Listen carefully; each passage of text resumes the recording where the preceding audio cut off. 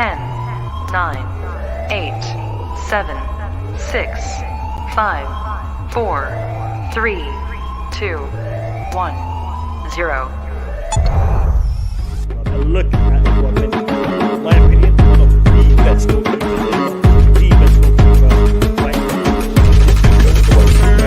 we need you to think you're going to be playing against. So they want I'm a little bit worried. I saw a stat on Sergio He's gonna play at the night. That is the second. We only have two men now.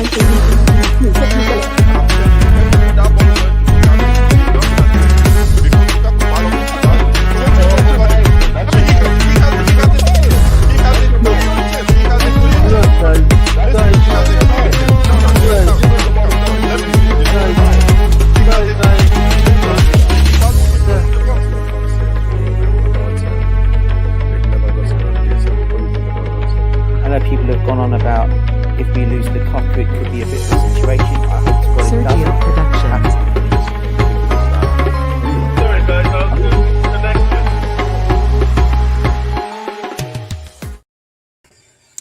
Welcome to the stream, welcome to the Blue Lounge, welcome to the chat, welcome everyone, welcome. I hope you guys are all having a good evening.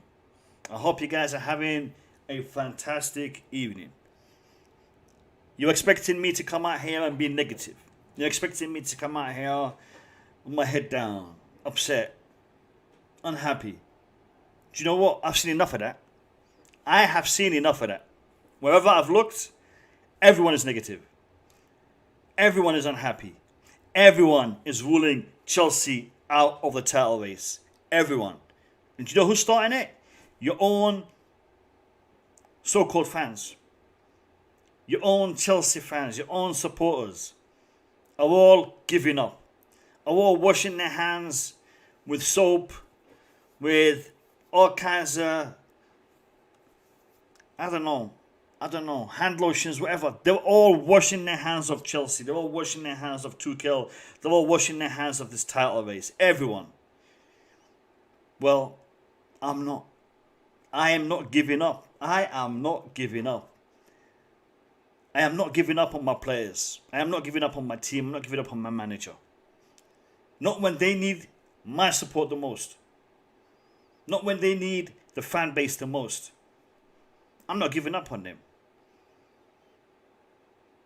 The match just kicks off and people are saying, we're done. We're over. No, we're not done. We're not over. We're not. We will be if we all behave the same way that these supporters and these fans are behaving. If their attitude is the attitude that our players are going to have, that our manager is going to have, giving up, yeah, then it's done. It's over. It's finished. I couldn't care less what the other teams are doing. And by the way, the other teams are not doing so great neither. They're not doing so great neither. Liverpool dropped points against Spurs. Conte,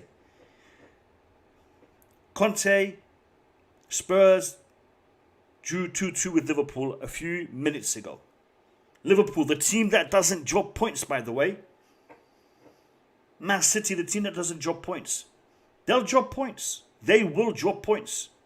There is enough games in the season for people, for teams to be dropping points and for us to be picking up points. Today, Chelsea went on that pitch without even enough players to fill their bench. 4 outfield players on the bench. 4 outfield players on the bench and 2 goalkeepers. That's what we had today. That's what we had today. 5'9" striker against 6'2", 6'3", 6'4", whatever 6' plus defenders Wolves had. We didn't lose. We didn't lose. We went on that pitch and we fought. We fought for the badge, for the club, for the name, for you. The team was out there fighting for you, for your reputation. Chelsea fans booing off the team on social media, disrespecting the team, counting us out of this title race. Why? What is it, 5 points behind the leaders with 20 odd games to go? Since when did we start packing it in so early? Since when did Chelsea not have a fighting spirit? And do you know what? I should not say it that way, because Chelsea do have a fighting spirit. The players do have a fighting spirit. The manager does. But the fans, some of the fans, we don't seem to have that.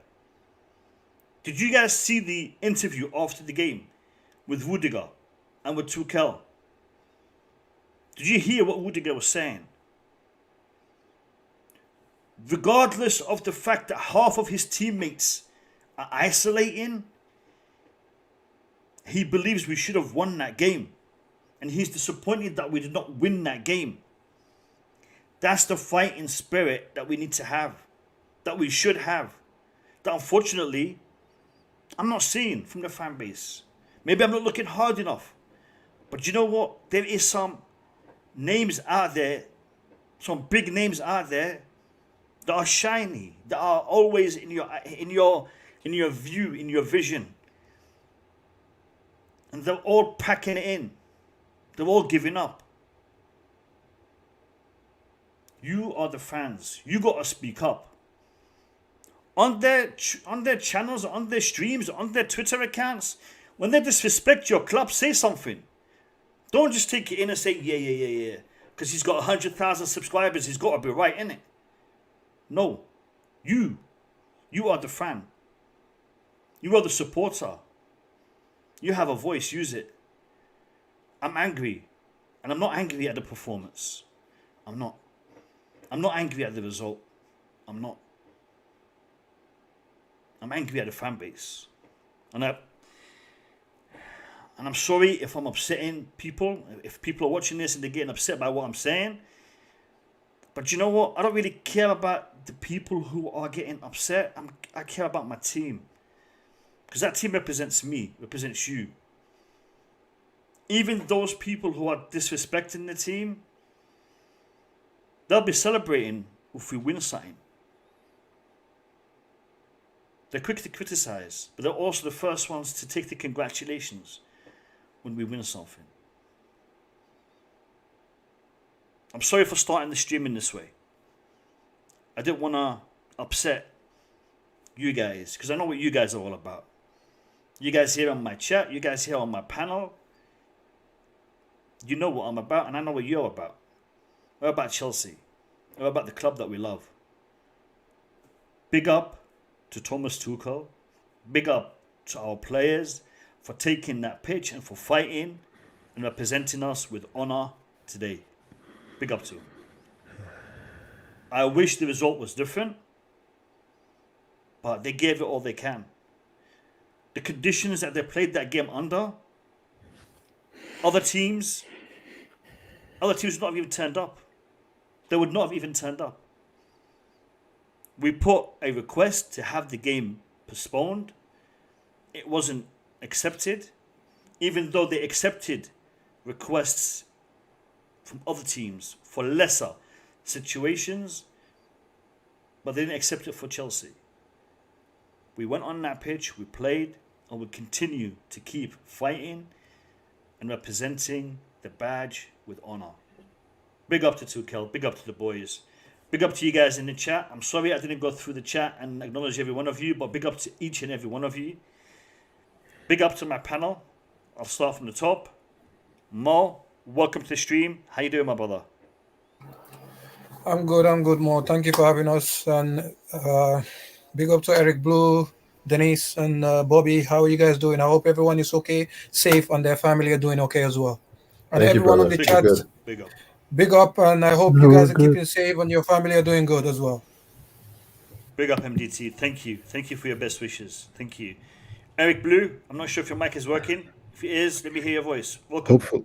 Can you hear me? Yeah, Nice. You're good. Okay, we're back. Yeah, like MDT says, hopefully everybody's doing all right. I agree with everything you said. I really do. And I'm going to be negative. I really have to be because, like I've said already, the game shouldn't have happened. The league for me, the whole league should have been postponed. So that's my main focus with the negativity. But yeah, big up to everyone. Big up to the chat. Big up, Eric. Big up. Well, welcome. Dennis, the couch critic. Big up to you. Welcome to the chat. Welcome to the stream. How are you, my man? I'm good, man. Just absorbing another result. We didn't get it the way we wanted to today, but I thought that a lot of performances were actually quite good today. Unfortunately, just couldn't get that 3 points. But we go again on Wednesday, so we just move. Yeah, definitely. Hopefully we'll have some news tomorrow in respect to how the league is going to go forward, and we'll see what happens for Wednesday. But regardless of how it pans out, we'll be out there fighting. Regardless, if we have to play, we play, and if we don't, we don't. It's going to be, something that we'll deal with as and when it happens. Big up to you, Dennis. Bobby Smoke Signals. I see your avatar hasn't changed on your YouTube account. Big up to you. How you doing? Yeah, I think I might have to work on that. But the reason I changed this was somebody was having a word in my ear that it could be perceived as racist, and I don't know. I don't know, but it certainly isn't. But yeah, we're in a strange world, Mo. Honestly, I got to say, Mo, I am so proud of you. It's when things are rough that you know who your friends are. It's not when it's smooth sailing. When you're in the trenches and you look to your left and your right and you see those that are standing beside you and not the ones that are cowering, you know who's who. What you've said opening this stream needed to be said. I'm proud that there are still people that love this club enough to stand up for the club at a time that looks shaky. Look at what we've done so far. It's incredible. We had nothing out there. There could be so many reasons for it, but the fact is today we had nothing out there, and we went out there and fought. You can't ask for more than that. As long as we're fighting for the badge, as long as we're standing up to be counted, I can't ask for any more, and we did that today. Mo, honestly, hats off to you, brother. Thank you. No, it's how I feel, Bobby. It's how I feel. I mean, the thing is, I could do what is politically correct and be mainstream and just talk like everybody else is talking. But what is the point? Because X, Y, and Z accounts, massive accounts, are today deciding to be anti-Tuchel, anti-Chelsea. We've lost. I got to fall in line with that now. That's not why I made this channel.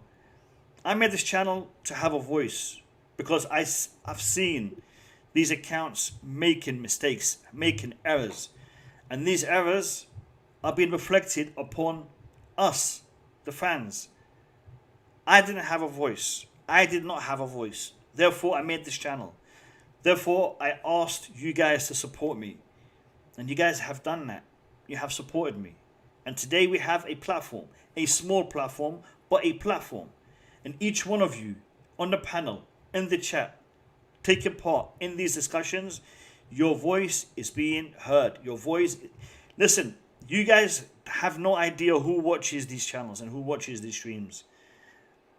Whatever you write in this chat, whatever you speak up about on this on the stream, you'll be surprised whose ears, who are listening and who are seeing and reading these comments. So let your voice be heard. Speak up. Say it. Don't be scared. Don't be shy. The Blue Lounge, I'll allow you to express your view. Even if I disagree with you, I will allow you to express your view. Because I didn't have that voice, I'm giving it to you. Boogeyman, big up to you. Welcome to the stream. Welcome to the chat. How are you? Hello, guys. I'm good. How is everybody on the panel? Listen, Hey, I'm Boogeyman. good. I'm back. Doing good, Biggie. Welcome back, Boogie. I heard what you've Um, been saying about people in the chat. Hopefully they listen to you. We love them. Hopefully they love me also. we, And we love them. Yeah, we love them all. We love them all. We love them all. MDT is the problem, but we will handle them. That's it. MDT is only a problem when you're in the chat. So he's good. He's good until you turn up. So I'm not sure how to blame. Listen, guys. Let's start the way we normally start. Let me show you the if I can find it. I didn't put it in the regular place. All right, here we go. Now this is the team we had starting this game. This reaction video is gonna go as follows. We're gonna look at the team. We're gonna evaluate the team, the selection, the reasoning behind it. We're gonna also watch 2 interviews during the stream. You're gonna watch an interview that Tuchel gave to the Chelsea main channel. You're gonna watch Rudiger's interview with the Chelsea main channel. You're also gonna watch Tuchel's interview post-match. We'll watch that in due course. And the reason why I want to watch it is because I want to get a feel for what the people concerned are going through, what they're saying, rather than us reading what journalists are reporting about what Tuchel said after the game and their interpretation. I want you to hear it with your own ears, and then you can interpret it for yourself. But before we do that, let's just have a look at the lineup that faced Wolves today. Okay, so today, guys, we had Mendy in goal, Azpilicueta, Thiago Silva, Rudiger in defence, Reece James, Alonso as our wing backs, Kante and Chalobah in the heart of midfield. Now we pretty much got this part of the lineup right, apart from Azpilicueta and Christensen. Christensen apparently was one of the players that got tested positive today. In attack, Mount, Pulisic and Ziyech. We actually had Havertz playing. I had a feeling he might be positive, and he was. On the bench, Arrizabalaga, Kepa Arrizabalaga, Marcus Bentinelli, 2 goalkeepers. And the 4 outfield players that we had on that bench was Malang Sarr, Kovačić, Saul and Barkley. That is what Tuchel had to play with. And these players that you're seeing on this lineup are the only players available to Tuchel to put on that pitch. Everyone else is either injured or is testing positive or is ineligible to play because of the bubble situation. So this is all we have left in our squad, and this is what we played with. Okay? Now, Tuchel requested, do I have somebody trying to jump in? No. Tuchel requested the match to be postponed this morning when we had, I think it was 3 new cases. 7 cases. It was last night, Mo. Was it last night? Yeah, we put in the request last night. They declined it this morning. They declined it this morning. Yeah. Okay, 7 players out for COVID. 7. Okay.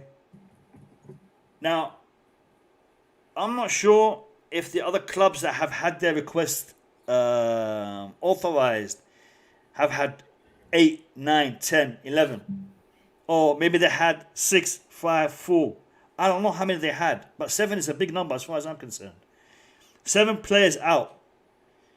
Now, Tuchel also talked about health and safety issues. He said, we're having positive results on a daily basis for the past couple of days. Therefore, there is something wrong within this bubble. Players as well as staff have tested positive. We're still playing together. We're still going on that bus together. We've got a 3-hour ride back home. We're still together. That is a health and safety issue. I want to hear what you guys have to say in respect to the lineup and what happened going into this game. I'm going to open it to you guys, so you're all free to jump in. Well, the lineup was, I think it's mostly what we expected, like you said. Yeah. I think Kante helped us a lot today, to be honest. Yep. Ziyech, I think Ziyech was struggling. He had to come off. I don't know if he's maybe Tuchel was scared he would get injured. I don't know, but I think he was struggling, so he had to come off. Chalobah came off. I actually missed a lot of the match, so I don't know why Chalobah came off after halftime. But Injured. Pain. Okay. Pain. Yeah. Injured. Makes sense. So yeah, look, we did what we could. I'm very happy about the clean sheet. I really am, because I thought we would lose this match. I really did. I thought it would be like a 1-0 loss, maybe a 2-0 loss. But the players showed a lot of fight, a lot of effort throughout this time. I mean, throughout the season. I don't think we could have ever accused the players of not trying. We have accused them of not being good enough, being poor, but they've always tried. They've always showed their heart and desire.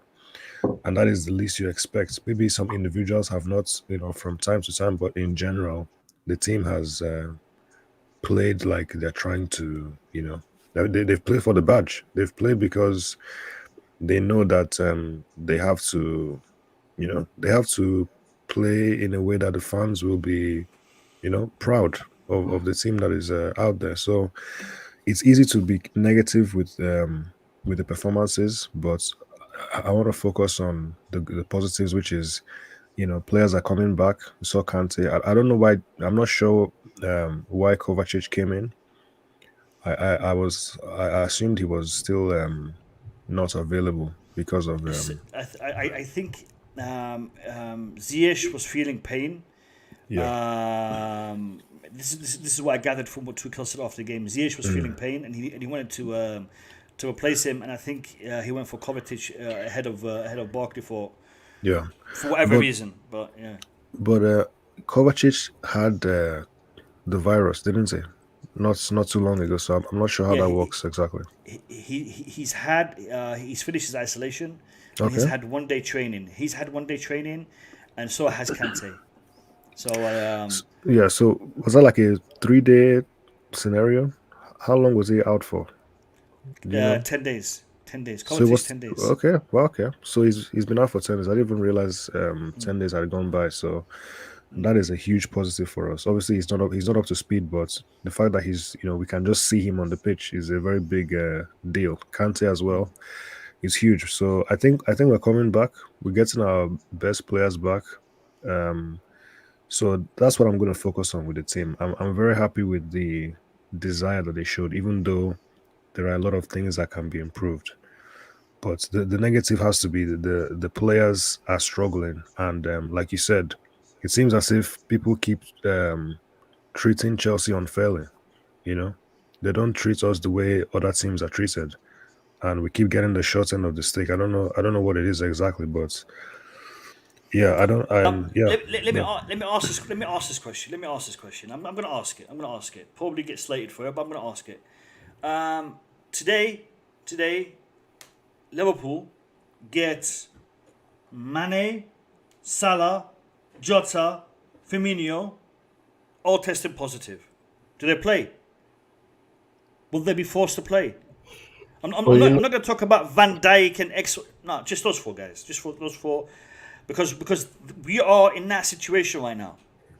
Do you guys know we have £500 million worth of players currently out from COVID? £500 million worth of players out for COVID. Mo, where are you going with that? I don't understand. Where I'm going with that is, why on earth were we forced to play today?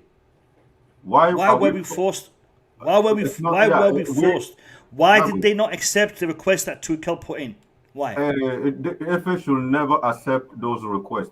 Chelsea put themselves in this situation. That thing about small squad, that's what we're paying right now. Those things they keep talking about. What small squad? Tuchel only work with small squad. You can put me in the middle so people can listen to what I'm saying. It's me talking. People like this situation that we are in it today. The way I'm thinking is, if there is only one team in the entire EPL league that does not like, if Manchester City think the situation right now the way it is an advantage for him, so he can accumulate point. That's how it's going to go. Chelsea put themselves in this situation because I don't understand what you're saying though. Like when you say small squad, like we don't have a small squad. The hell out of me. We have the exact same amount of people that anyone else does. And I don't playing all the players. Because even at the beginning of the season, we didn't involve our youth into our first team. So at this point, we should be able to use them. Don't think about the bubble. Why Liverpool have a good squad? They can bring their 18 years old in it. They can bring their 23 player into it. When they have a problem, they mix till the start of the season. Can I answer, Boogie? Can I just answer you before you carry on? Can I just answer before you carry on? The reason why Chelsea had the bubble last season, there was bubble the season before. It was to reduce infection because the youth team players, they go home to their parents. Their parents have jobs and stuff. They can easily bring the infection into the first team. You see, Manchester United, that's what happened. The youth team players are mixed with the senior team. Why is Liverpool youngsters are being involved in most of? No, I agree with you. So not every club is following the bubble system because Manchester United don't follow it. But what happened there is because the youth team play with the first team. Look what happened. The whole training ground was shut.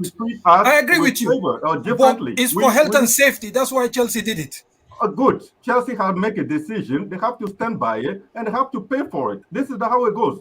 If Chelsea today was in the position of Manchester City, I will never want the league to be stopped or anything unless the state or the mayor or whatever the government decided. I don't want, because Chelsea team is completely decimated, I don't want the league to stop. We put ourselves in this situation. The only question I have for Tuchel and our board is, have they learned from what happened? Next time we go into the league, or we're going for all those tournaments we play, the championship, the UEFA Champions League, all those tournaments. Okay, I'm going to talk to you for one second. Yeah. Let me just clarify. You're saying that Chelsea should have had a bigger bubble, included more than just the first team squad? Yeah, they should have carried more. They should have thought about it. That December coming, not only December coming, COVID is around. We should have thought about all those situations and have a big squad or big bubbles or whatever you want to clear, or you want to define it. That bubble should be as big as possible because the game today, like even if I look at the game we played today, on the field, we still have enough quality to beat them. But I think the sickos, like the mental, is not in it anymore. We get like Tuchel was saying in his presser. We all sit on the bus today going back home. We don't know who is infected. You think what? Someone sitting there have kid at home looking at his colleague and he's scared that I might be getting. It's not more about quality or anything. Those players that we played today, even the ones that were not injured, are not taking care of themselves. When I say that, they're not in the mental situation to even give us the maximum they can. It's just a big mess right now, and I accept it. As a Chelsea fan, whatever happened this season, I accept it. But someone need to ask Tuchel and the board: have they learned have they learned from what happened this season? This we don't want to see again. COVID is not going anywhere. But can I just jump in? Can I just jump in real quick? Sorry, Boogie. Yeah, go ahead. Sorry. Yeah. You're talking about making the bubble bigger, risking the first team for youth players who may or may not have the quality to even play at this level, just because we need to make up numbers to play in a Premier League, just to make up numbers to play in a Premier League where we already have seven cases. Like, I don't understand what that means. Like, for me, your bubble's already been infected. So if you bring more players into it, it doesn't make it less of a precarious situation. It just makes it more susceptible for more people to have it. So, and we have these kids. You're saying these kids, bring these kids in. Like who? Like, that's what I'm saying. I don't understand who these kids are that we expected to come in and play first team football for a team that's trying to win the title. You're talking You know, about like- a bubble that has been infected already. So the more you bring in, the larger the infection is going to spread. And don't forget, this isn't just the players who have been infected. Staff have been infected. Look, I wanna watch this. I wanna watch this press conference before we go any further, because we're discussing things that we've already seen. So let's watch it so that the people in the chat are also familiar with what we're talking about. Hi, Thomas. Unlucky today. How do you even rationalise the match that maybe you thought shouldn't have happened, but one where your players had to play? They played pretty well, but then dropped also important points in. Yeah, well, the circumstances are the circumstances. Gave my opinion now many times, and in the end, you try to focus. Of course, there was a lot of noise going on in the last 24 hours. Is this the perfect environment to prepare a match? No, for sure not. So we did. We focused late. We did a late meeting. We did a short meeting, and we tried to do our best. We struggled in first half a little bit, and after very strong start in the first 5 minutes, we struggled to adapt to Wolves' shape, and we were a bit late in all the challenges. So reaction in second half was very, very good, and was a very good performance in second half. Well, 0-0 at Wolves. We have another clean sheet, so a lot of positive things. That it's hard to create chances. That was clear before. That it's hard to score goals here was clear before. So I think to analyze this game isolated and purely this performance in game, I'm absolutely okay. We could have won it if with a bit of luck and with a bit of here and there a bit of more quality or a shot more or little situations on our side. But very happy how we played the second half. Okay, we'll go to Nick Purell. Hi, Thomas. What happens next, do you think? Obviously, with the matches coming up, I suppose is the situation just that you've got no idea whether you'll be playing next week? No, I've got no idea. We had an idea yesterday evening what's going to happen. That did not happen, so we have no idea what will happen. We will do tests. We will continue to do tests on a daily basis. We will go to training like we did. I think we as a club, we were very, very responsible. We left Kai out against Everton. Also, we needed him badly on his position. We left him out with a negative test because he had symptoms. We left Jorginho out today. Also, it's not even clear until now if he's positive or negative. So I think we were very, very responsible with it, and still was a lot going on in the last 24 hours. And okay, now we will sit in the bus for 3 more hours together, and tomorrow we will do training, and before we will be tested and wait for the result. We'll go to Jacob Steinberg. Hi, Thomas. So many games called off over the weekend, 6 other games called off. Do you think that this has maybe damaged the integrity of the competition? The fact that you've been allowed to play. Has it damaged the integrity of the competition that you've been forced to play, now fallen 6 points behind City? I don't, the problem are not like the points we dropped today are not the points, and same time City, I don't know, did they win against Newcastle? Okay, this was predictable. The points that hurt are the points we lost at home against Man U, against Burnley, and against Everton. These are the 6 points that hurt, and not today. I cannot and I will not comment on any other decision that is made from other games postponed or being not postponed. We never compared ourselves to any other situation. We were just worried about the safety of players. The players were concerned about their health because we had several positive COVID tests in consecutive days, and that was it. And from here we go. Tom Colomus. Hi, Thomas. Did you say it was 7 positives among the players or 7 positives among players and staff, please? No, 7 players. 7 players, and they were all plus staff. Yeah. Plus staff. Of course. So How much is it in total, please? Can you give us an idea? No, I don't know. But there are some numbers in stuff, of course, and they're not in the training ground at the moment, of course. Is your training ground still open at the moment? We played. Why should it be closed? We played a game, so why? How can we close it? We have the next game on Wednesday, so we have now 2 days. We cannot close it.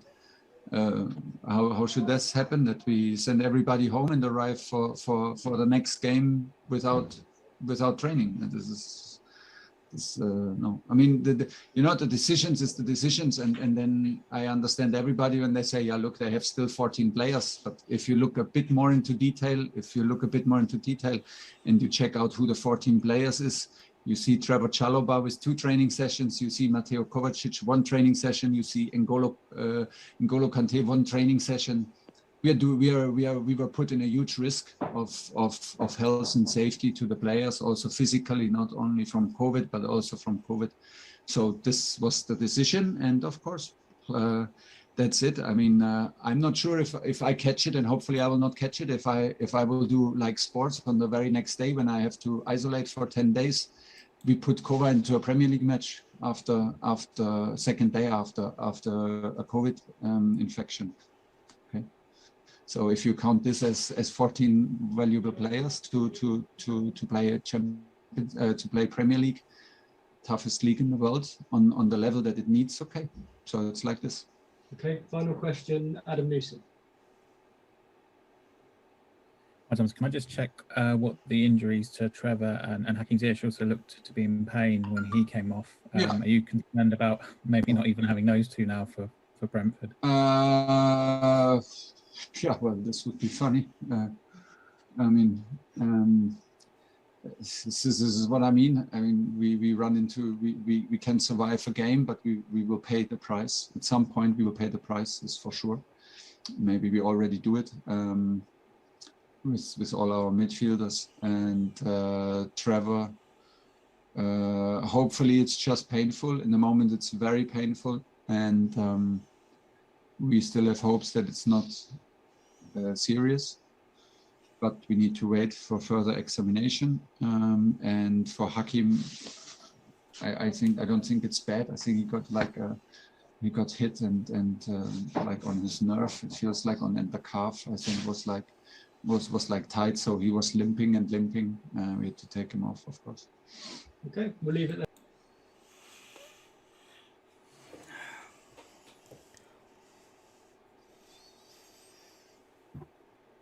Where do we start? Go on, Boogie. I'll let you finish off. Today's game is not a reason why we're lacking. Like Tuchel has said it, the game that hurt them the most are the one he listed. So our injuries issues are also part of the fact that we are behind. So I keep saying again, we need more depth on the bench. We need numbers. How did you say that? Saul and Barclay playing as a defensive midfielder, or when we need a striker, then bringing Saul to play as a striker, or when we need this, those type of stuff should not be happen with a Chelsea, with a quality team or a top team like a Chelsea. So whoever at the Chelsea level deciding that small number or small squad will ever fit in at Chelsea level where we play champions. I mean, I understand when it comes to the other team like Wolf and Leicester, all those, yeah, they don't play too much of competition. But Chelsea, that theory of small squad that Tuchel is bringing to this club has to stop. I'm pretty sure we have a lot of experienced players at the board. I can tell Tuchel it's not working. So let's just bring more quality players and put them in the reserve. And when we need it, let's get the bubble bigger or whatever, or the depth of the squad, so we can do exactly what Liverpool and Manchester City are doing. They have it. And whether today someone get tested, even if that person is already in the bubble, there will still few players available that will not be tested positive, and they can still play. That's all it is. And man, I think I rest my case. Problem is, this thing will never be repeated for next year. Or right. Then we'll go crazy on this. You said you rested your case, so I'm going to jump in. Yeah. You're putting this on Tuchel.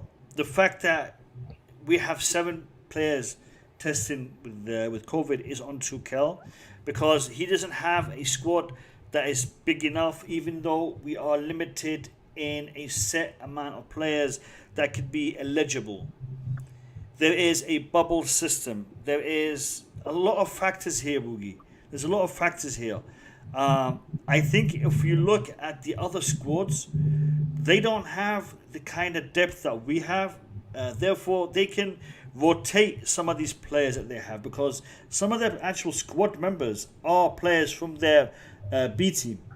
So if they don't perform, they can always send them back and get somebody from their B team to play in their A team. They have that flexibility. They have the ability to rotate players between 2 separate squads. However, Chelsea's squad, these are big players. These are big players. Even the academy boys that we have in our team, they are big players. So for us to set, because I know we did it in the past. In the past, I remember when we had, I can't remember the names. I think we had a player called Mario Stanic, where he came, he played a few games, he got injured, and he went back to the B team. Even when they come back to fitness, they play with the reserve team for a couple of games before they come back into the main team. We don't do that anymore. A player doesn't have the luxury of playing a couple of teams in the B team or in the development squad before they come back and play for the main team. We don't have that luxury anymore. No, but I think you're missing up something. Liverpool is a 28 reserve team player that are not part of their 24 or 25 player listed come in and play cup game and even league game sometime. Did you notice that? Yeah. Exactly. That's what I'm asking.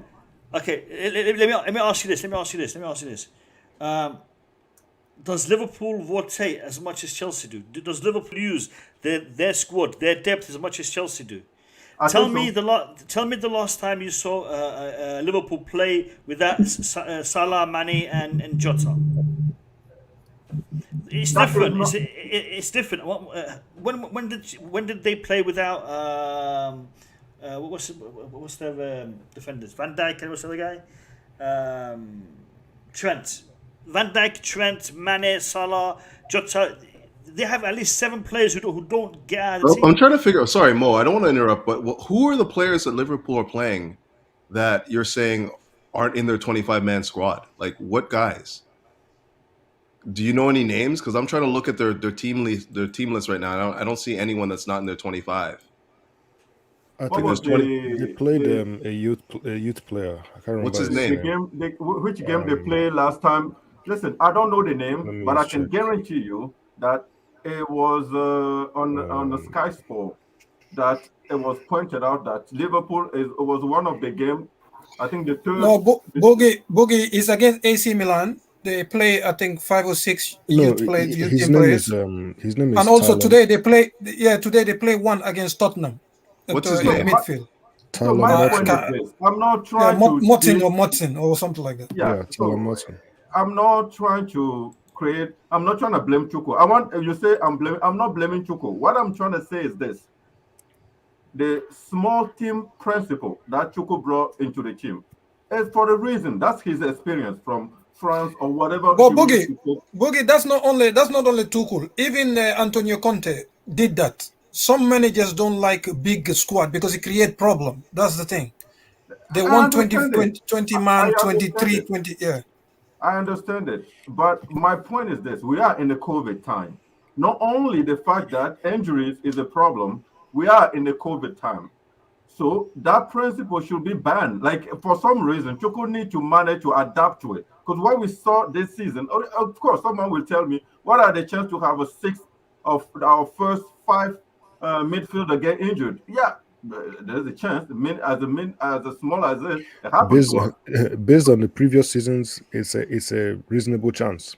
There is a reasonable chance. So my point is this: hopefully, Tuchel learn about it. I want someone to ask him, did you learn about what just happened this season? Next season, that principle of small team should never be running through our team. We need to be ready for everything. Instead of Chelsea, I'm gonna ask him. Hold on. Yeah, don't do it next time. Promise. You see what I don't Promise. I'm still trying. I'm just struggling with this idea that like we haven't planned correctly, or we have a small squad. Like we have a 25-man roster. You can't have any more than that. The last time we did something like this, everyone complained because AVB put Malouda and Alex and Anelka in the reserves, and everyone cried about that. So now we're saying because we have a lot of injuries and stuff like that. Oh, in hindsight, we should have had more players in reserves. We don't have a small squad, man. I don't understand what that means, really. Like we have a lot of injuries. That's what we have, and you can't account for. If the squad gets any bigger, sorry, Eric, Couch. If the squad gets any bigger, Boogie, all right, the players are not going to have any game time, and we'll be talking about he should get minutes, he should get minutes. No, the squad is the right size. It the just squad doesn't is the make right sense. size. Where we are today is not because of the squad size. Where we are today is because of something out of control. What is it? It's a pandemic, Boogie. It's a pandemic. We've lost 7 players in 2 days. That you can't plan for that. You cannot plan for that. There is nothing on earth. I mean, the only way you can plan for that is if you have another 25-man squad who are of a set caliber who can come in and play instead of this. Boogie, the value of the players that are missing today is £500 million. It doesn't. When you're telling me you cannot count for it, it just makes him like, am I the smartest man on earth? Because you must be. I'm working with a company because of the COVID. They refuse to hire people. Everybody think. For us to plan because of COVID. Boogie. People are gonna get injured. COVID may hit 23 players in your team. You plan for it. Even if you have to create more than 3 or 4 bubble, whatever you guys want to call it, we need a squad depth. We need to be prepared for that. Chelsea is the one. You say 1 billion players sitting. That's the reason why Chelsea is losing game. We should not. Can I say one thing here? For us to move on from this, 2 things can be true, Boogie. 2 things can be true. What you're saying can be true, and what Mo and Dennis is saying can be true as well. 2 things can be true. Okay, you know why? Because last year or the season before, Lampard was using the youth, bringing Billy Gilmore from it, injuring sometimes, things like that. But we don't have that at Chelsea anymore. Okay, that's true. The club will plan from it, learn from it. Yes. Yes, I know. But the thing that happened is the club need money from those players. For them to stay in the youth team, they think that is a waste. So they send them for money. So when you look at it, I see where you're coming from. But what Dennis as well and more saying, if we keep those players there and there's no injury, what's the point? So the club, look, both things can be true. We just have to see it both sides. You just can't be like one is right, one is right, one is right. Both things can be true. So we learn from it, we move. MDT, next season, what do we do next season? What, keep a full squad of kids just because? No, we that's not possible. We can't keep that because we need some of the kids to go for monetary reason, because the club need it. We don't have enough money. Okay, but some can be kept. That's true.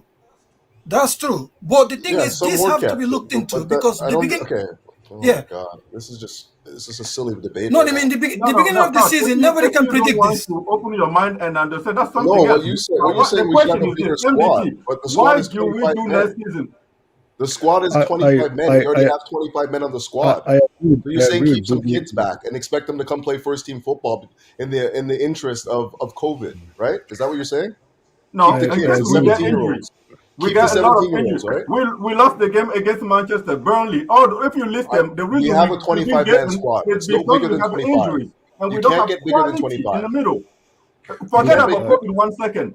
We get a lot of injuries, and we don't have. Do you understand that you have to register 25 players? You have to register 25 players. Liverpool also have 25 players, but they're still bringing names that were not on the 25 list out in it. Okay, so you're saying play the 17-year-old kids then? That's what I'm asking you. No. Who cares? That's what you're saying, right? You're advocating that. You're advocating that, right? Yeah, Yeah, Play the 17. Okay. I just Okay. want to have That's all I needed quality to know. players. That's all I need to know. You want the 17-year-old kids on to play the player instead of like. Yeah, I don't mind it. I want the number. I agree with Boogeyman in the sense that the squad wasn't.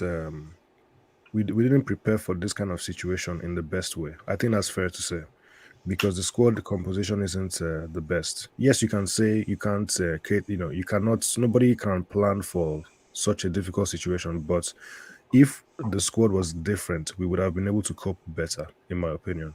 So that is the only thing I would say. With regards to that.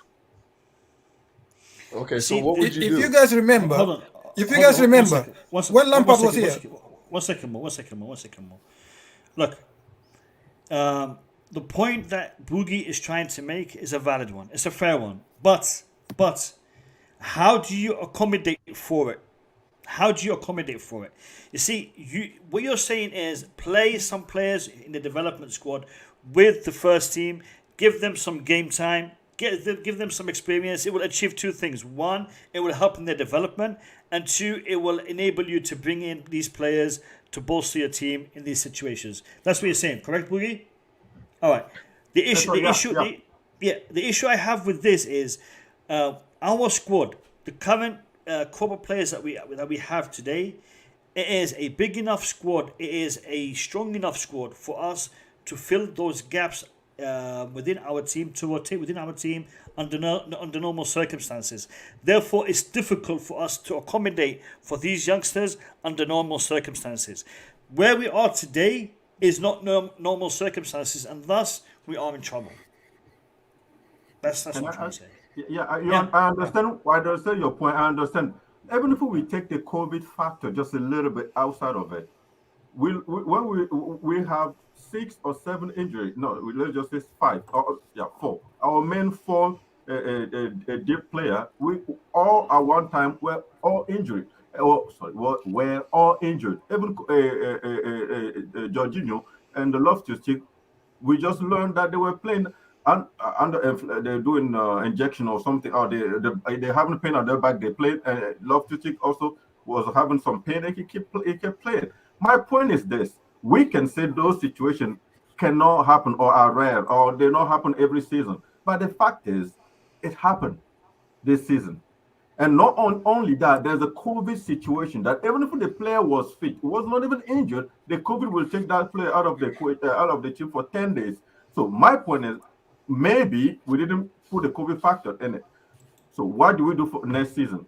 Do we bring again 25 best player to start the league last season and just go after the Champions League, everything, and after COVID and after injury? I don't think it will work. At that time, we will ask for people to be fired because we cannot handle it anymore. In January, things are going to change in January, because in January we can increase the bubble. So that's the thing. I'm saying, let's just hope everything we're within this striking distance until 1st of January. Go on, Bobby. Can I say, just to lend perhaps a bit of strength to what Boogeyman is trying to say and what's being ignored. You see, back in the day, Matt Mo sort of alluded to that. We had the football combination where reserve players, what is now known as development players, the under-23s, some youth players, if you were good enough, and players coming back from injury played in a recognized league where they maintained their fitness.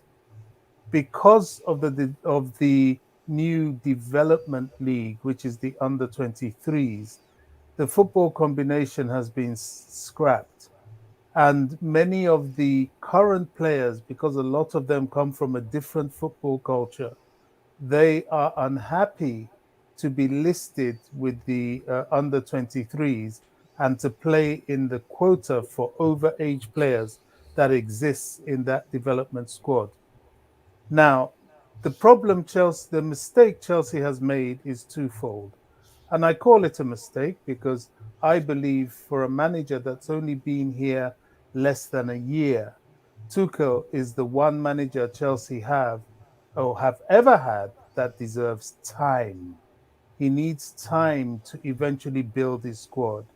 When Klopp and Guardiola were at Liverpool and Man City, respectively, under 2 years, they were making a load of clangers, almighty clangers.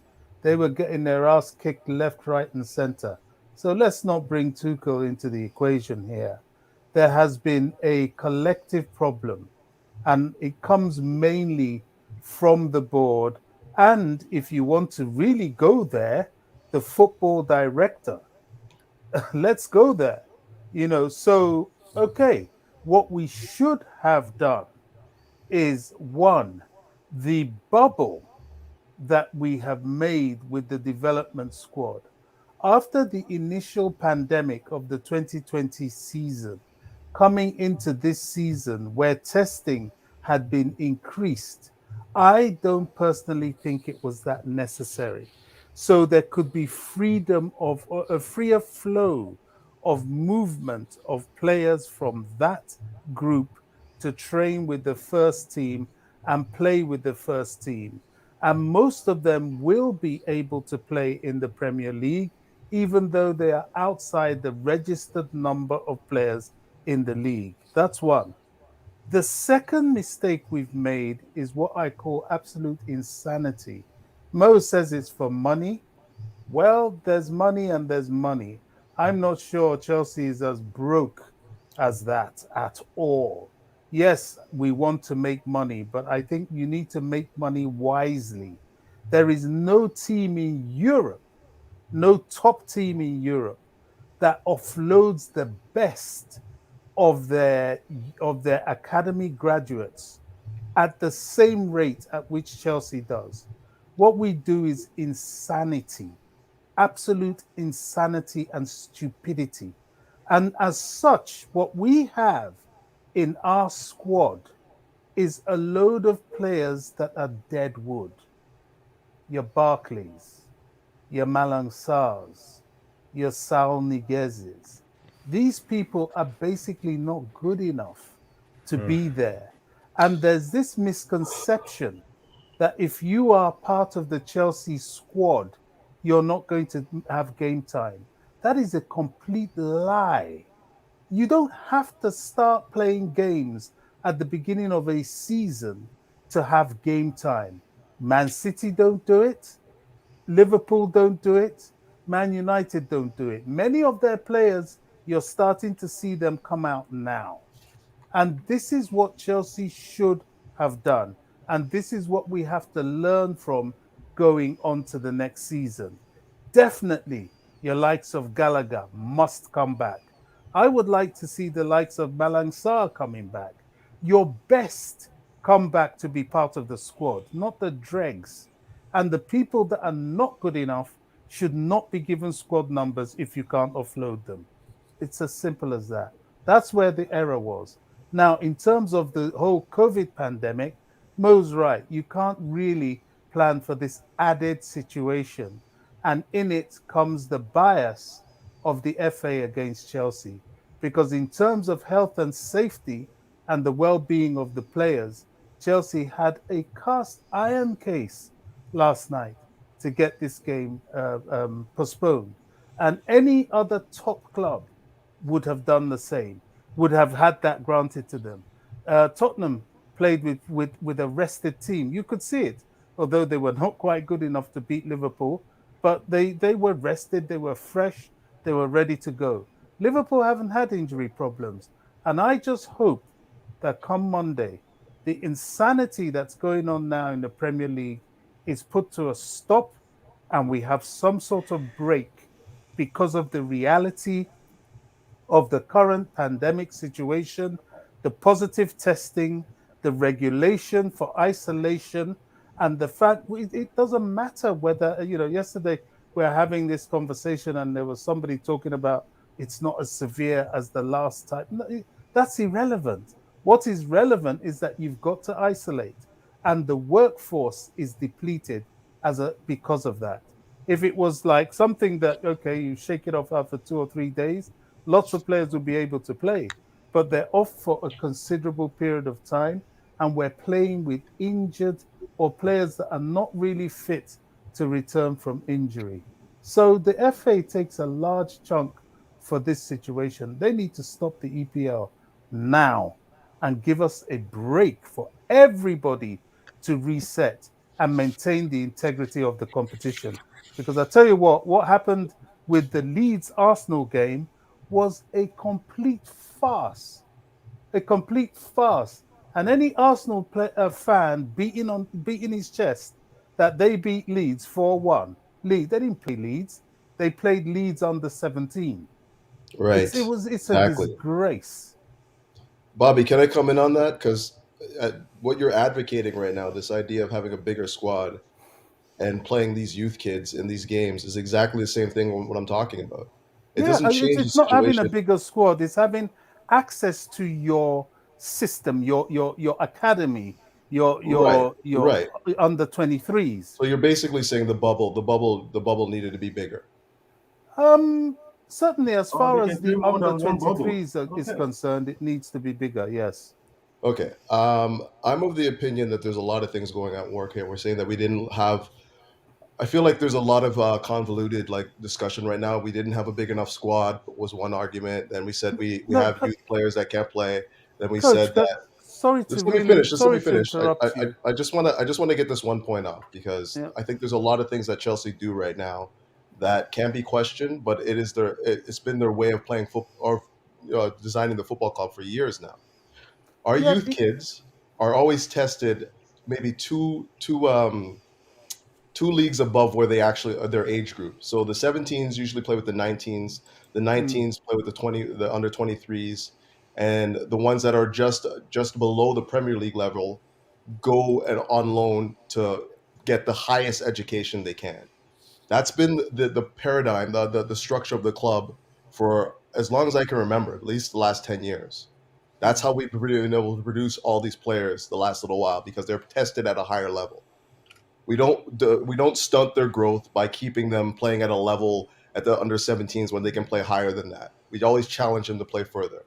So that's what's happened here. We've taken guys that could be playing at the under 23 levels and we put them on loan to go play in the championship or anywhere else in world football. And now what we're saying is we shouldn't give them that opportunity because our 25-man squad is not big enough to cope with injuries and all this other stuff. I don't necessarily agree with that. I just think it's not that simple. You're simplifying, or rather, you're complexing a simple situation. Explain to me how I'm complexing it. Now, a lot of the model with which Chelsea operated with the underage players was mainly because we were still purchasing large numbers of first-team squad players. And once you've put a price to bring in people, it became very difficult to give these guys the opportunity to break into the first team. Now, when we had the transfer ban, that changed the entire dynamic of the operation of Chelsea and the pathway for the underage players to get into the first team. And that has more or less been the way now. There is a new way forward. Bobby, now, who were the underage players that got into the squad under Frank? What are you talking about? Bobby, I'm surprised you can even ask that question, Couch. Who? Billy Gilmore. What are you saying? Half the who were the underage players? Were from the academy. Yeah, they're not underage. They're Premier League. Come on. I mean, this is just you're using some words now. Mason Mount was not. Mason Mount went on 2 loans. Reece James went on 2 loans. Tammy Abraham went on 3 loans. You're missing the point, my brother. You're missing the point. You're not explaining it to me. Exactly. Yeah, okay, then listen. Let me explain it. Let me explain it. Just listen, please. What I am saying is that the dynamic in which we operate has changed. We're now more open to our academy graduates coming into the team.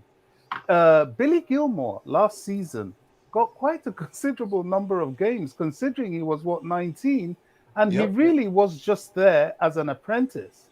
Yeah, he was not even part of the first team. He was coming from the development team. He was, and what I am saying now is that the mistake we've made. Tino Anjurin. Tino Angurin as well. That's another one. That's the names you guys are mentioning are not any different from what we've seen in the past. Ian Matson. Let's just go to the next one, man. The mistake we're making is sticking to the past and believing that these guys have to go away in order to get development. I mean, what football is the Armando Broja having at Southampton now that he wouldn't have got at Chelsea with the striking situation that we've created? Tell me.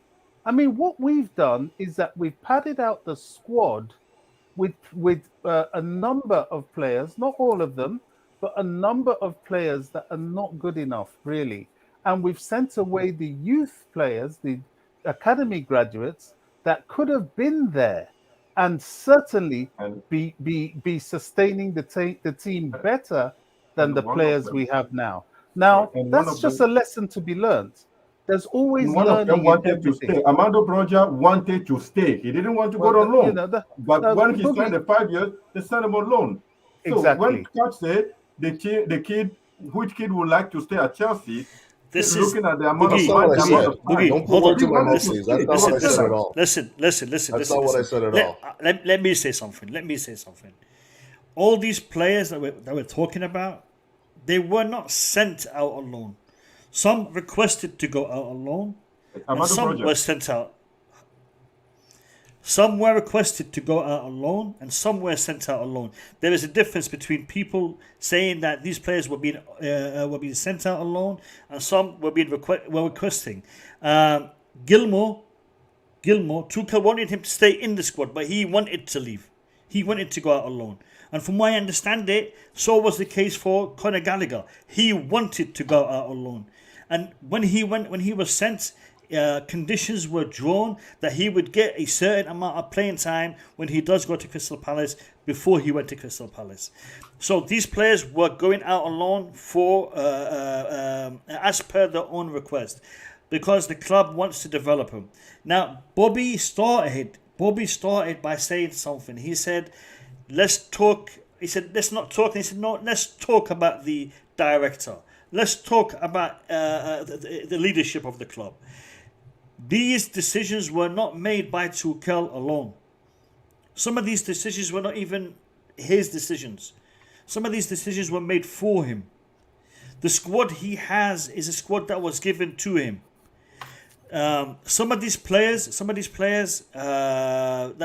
we're mentioning, in my opinion, should be in our squad.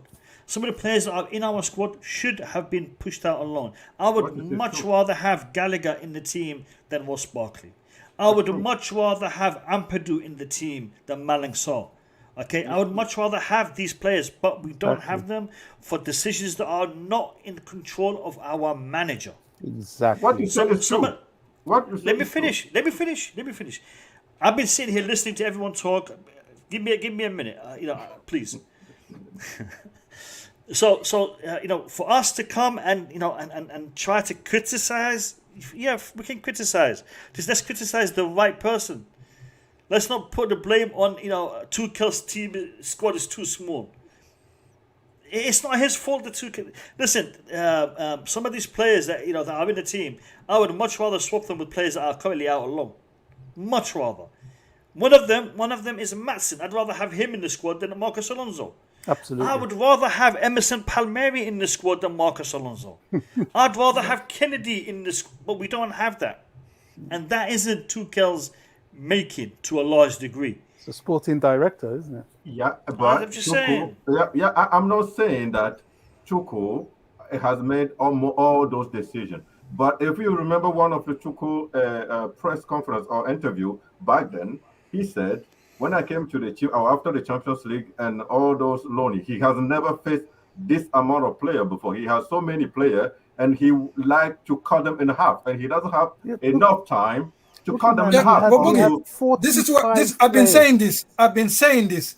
Tuchel relied on the scouting department. It was the scouting department that reduced it. So what it's I'm not trying to say Tuchel. is, what I'm trying to say at this point is, at one point, that decision of cutting the team come from Tuchel. Now, who cut the team? Maybe he's not the only one that made that decision. Who has to go? Who has to stay?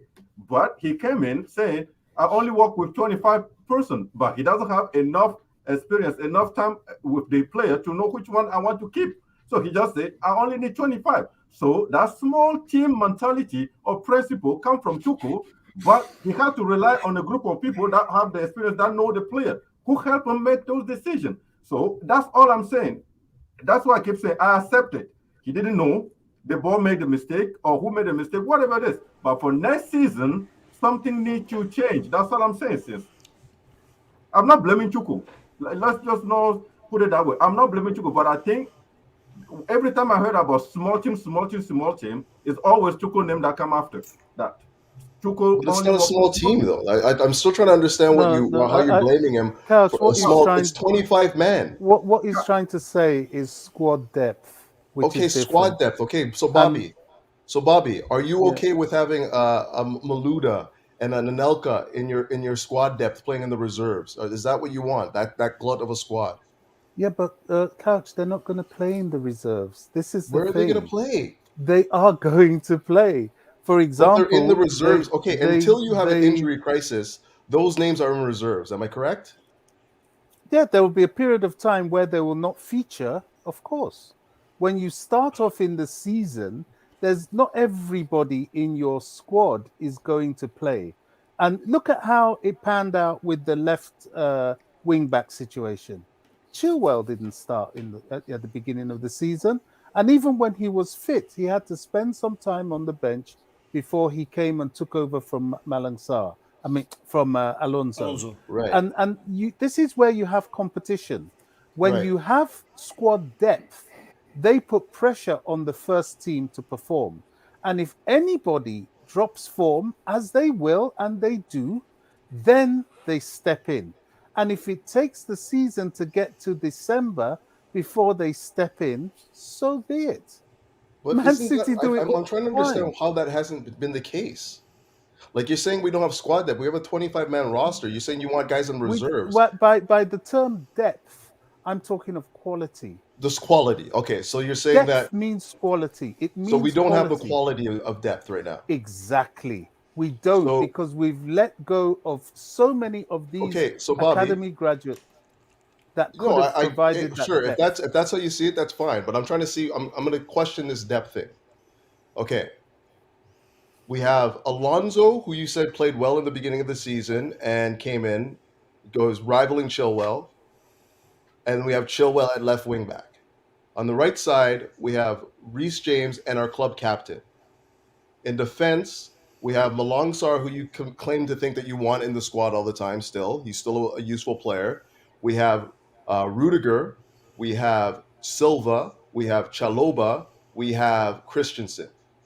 In the midfield now, we have I don't even know that need. I'm just trying to figure out where is there a hole. We don't need to go through. All exactly. So where's the hole? But where the hole is let's rewind back to something MDT said, or whoever it was that said that at the beginning of the season, Tuchel, who has just walked into the team, just like Guardiola did, just like Klopp did, and doesn't know everybody, was relying on the scouting department, the sporting director, the back room, to help him select those that were good enough to be part of the squad. And by that, those that could come in and be a worthy replacement for any member of the first team, like for like in every position, or like for as close to like as you can possibly get. And what we did was that we did not do that. We got rid of those players of that quality to do that and kept the players that you and me all both know were never, ever going to be of any quality or of any choice in the first place. And when we talk of Alonso and Malangsar, it's because that's who we had left, not because that's who we wanted. Okay, so are we of the opinion that Ian Maatsen is better than Alonso? Well, I didn't actually mention Ian Maatsen. I did like the mention of. I think left wing back. I think Kennedy's better than Alonso for sure. I even Okay. think Emerson's better than Alonso, to be brutally honest. I don't know why Alonso was made to stay and Emerson sent off. I didn't really support that at all. Okay, I'll say this, and I could be wrong. I'm not saying that I'm right. If I'm not mistaken, Emerson wanted to go on loan because he wanted to play, and there was no takers for Alonso, right? There was no takers for Alonso. So we're left in this situation due to you may say that the squad's not good enough, but if you don't have takers for these guys, then where are they going to go? They take up a roster spot based on what? The fact that they can't go anywhere else. We already talked about Ross Barkley. Ross Barkley was not even supposed to be in the squad. He couldn't go anywhere. We say that, but I say this: someone like Emerson, if at all it's true that he asked to go to have playing time, it's because the time he spent here, he wasn't even looked at for whatever reason. Maybe his consistency, I don't know. But the few times he did come on, he didn't do that badly, and he actually scored some goals, especially in the Champions League. Now, players are human beings.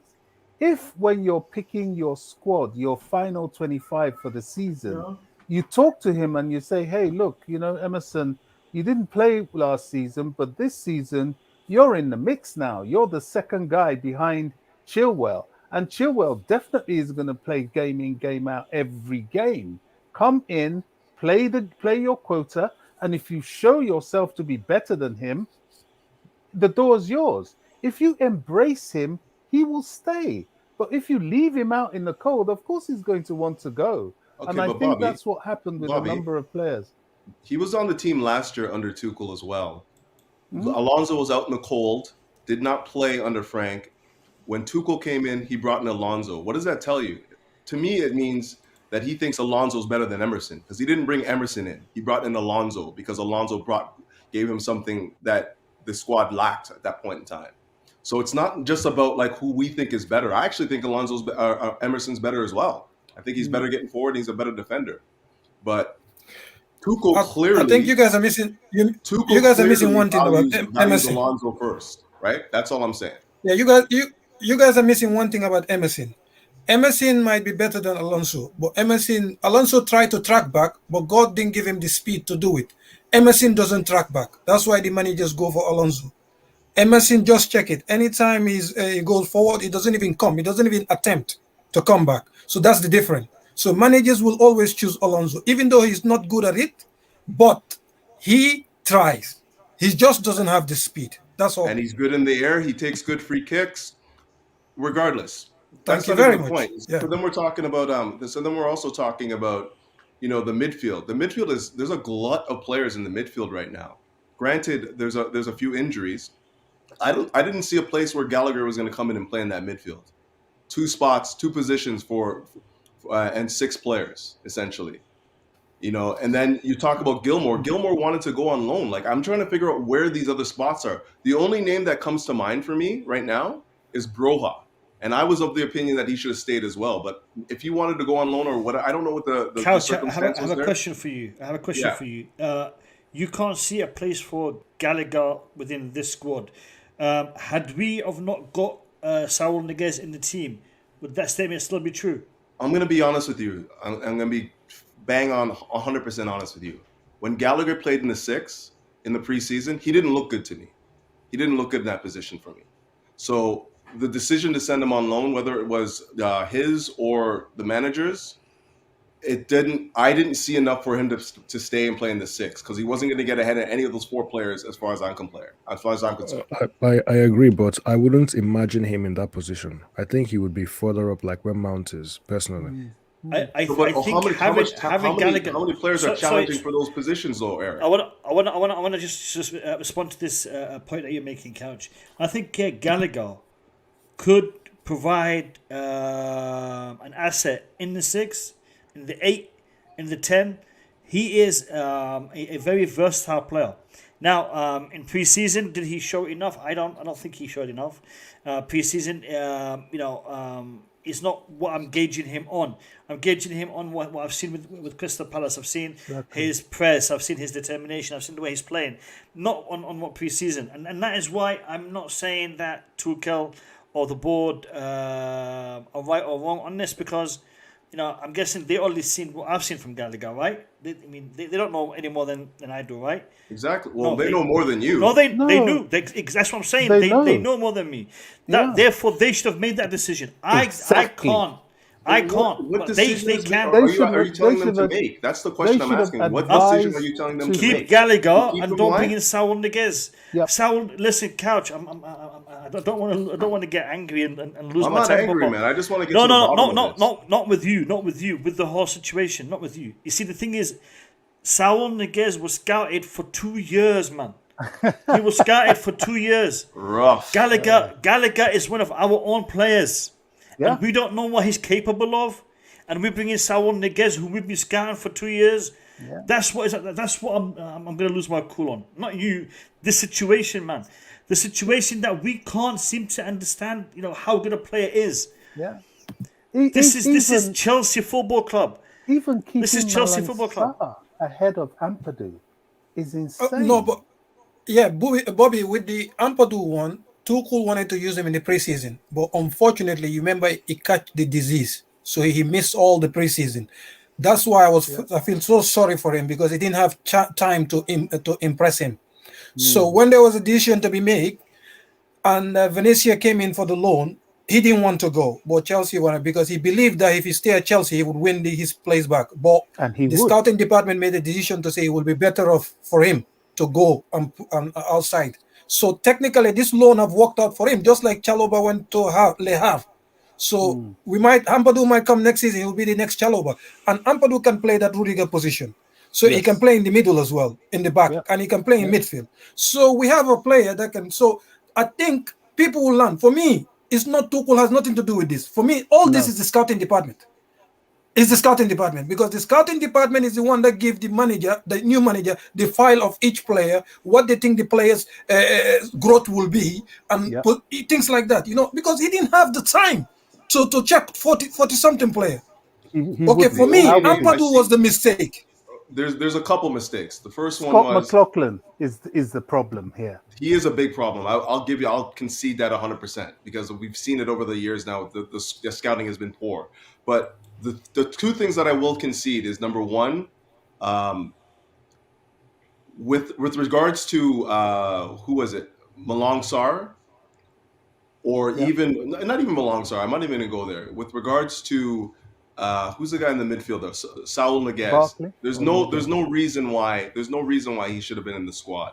Like, if you've been scouting him for 2 years and you come to the decision that he's going to be good enough to play in that midfield for you, that's a blunder. That is a major blunder. Yeah. But in terms of like the actual depth of the squad, you look at our midfield, we go 5 deep, even without Saul Niguez. So if you're keeping Gallagher to be your sixth midfielder, where he can actually go and play in the Premier League and get useful minutes for his career, his development, then you do that. I don't understand what the problem is there. Let me tell you what it is, Couch. You say we have. I know you're counting Jorginho, Kovačić, and Kante as our first 3 main midfielders, and then the backup should be Ruben Loftus-Cheek, and then now we have Saul and Barkley. Now, because of the fitness of Kovačić, Kante, and indeed Jorginho, who is somewhat undroppable at the moment, we have had to really promote Ruben into that first choice midfielder position, deservedly so. And because of the calamitous performances of Niguez to date and Barkley, we're short. And so we have these guys still unable to rest. We have Jorginho unable to rest. Kovačić, we know now he picks up an injury or two in a season with his hamstring. And of course, Kante, we've got to manage his time. And we really could have, instead of having Barkley and Niguez, we could have at least had Billy. Okay, he's gone on loan. At least had Ampadu. At least. Now I take the point that Ampadu did have COVID at that time and was kind of unlucky to have gone away. But if we had kept Conor Gallagher as well, do you know what? I firmly believe, you see, Chelsea's a competitive squad. And when you're in the squad, you're in it to win it. If you come on and you perform, look at what Ruben did. Ruben was meant to be a backup. He came on and he actually has taken a position. Right now, a lot of the time before he got injured, a lot of the time we're looking for Ruben to get on that midfield playing sheet. You see, if you come on and perform like Gallagher would have, he'll be benching some people now. And he'll be taking his place. And this is what happens in a top squad. Now, I know there's nothing we can do about it now. What's done is done. But honestly, just like Boogeyman, I want to see an improvement next season. These guys have to come back and the dead would have to go, for sure. If not, I think, there'll be a lot of unrest in the fan base. Yeah. Again, we've just hit an impasse because I don't know how you can account for what we've accounted for, just based on the fact that, yes, we have COVID and we have a dearth of injuries in the midfield. But I don't see the value of having Gallagher sitting on the bench for months at a time to come in case of emergency, break glass. I don't see the value in that. I would rather him go and play his football, apply himself, get better, and then come back into this Chelsea squad and give us some real minutes. That's the philosophical difference that we're going through now. Why not look at it this way? If Gallagher's in the team to compete for a place to start, why not look at it that way? Because we all know how dodgy a start people like even Ziyech had. Pulisic was injured. Werner had a few problems. Do you not think he can compete with those guys? At least even Mount. Well, you know what the problem is, Bobby? He's not coming to just sit. If he performs better, he plays. Yeah, but you're going to give all those guys you name every opportunity to play because there's a lot at stake. You're not just going to drop them after a couple bad performances just to play Gallagher. You're going to give them every opportunity to succeed because there's a lot of money at stake, and we've pretty much hitched our horse to that wagon. Gallagher is playing extremely well for Crystal Palace right now. Would he be playing as well here when he's only getting 1 minute, every 6 or 7 games? Players find form when they have consistent run of games, and that's the difference. You can't guarantee he's going to get a consistent run of games. And what's the alternative? Do you want him to stay and just rot away in the reserves, or do you want him to go out and actually play football? Because I think that he should be playing football. So how is Liverpool doing it? What are they doing? I don't understand what you mean. Liverpool have these 25 players, the 25 listed. Yeah. They're still picking a kid from the reserve that play for them once in a while. How are they doing it? But okay, what do you mean? What are they doing though? What are these kids playing well for them or something like that? Is that what you're saying? At least they're playing. They know they have a chance. They have a chance to play for the first team. Okay. So Again, I hear you. I hear where you're going with it. They have a big reserve squad or whatever, and they're doing well in the reserve. I don't think that Chelsea have the same philosophy. Can I answer Can I answer one thing today? Oh, sorry. I was gonna say. Then I'll ask him. I know.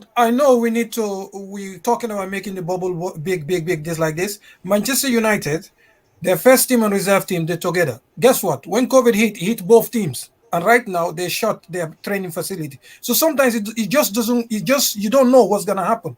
It can hit you. Manchester United have everybody out, both the first team and the second team, and they have a bigger bubble. I think they have nearly 30 something players in their bubble. The youth team.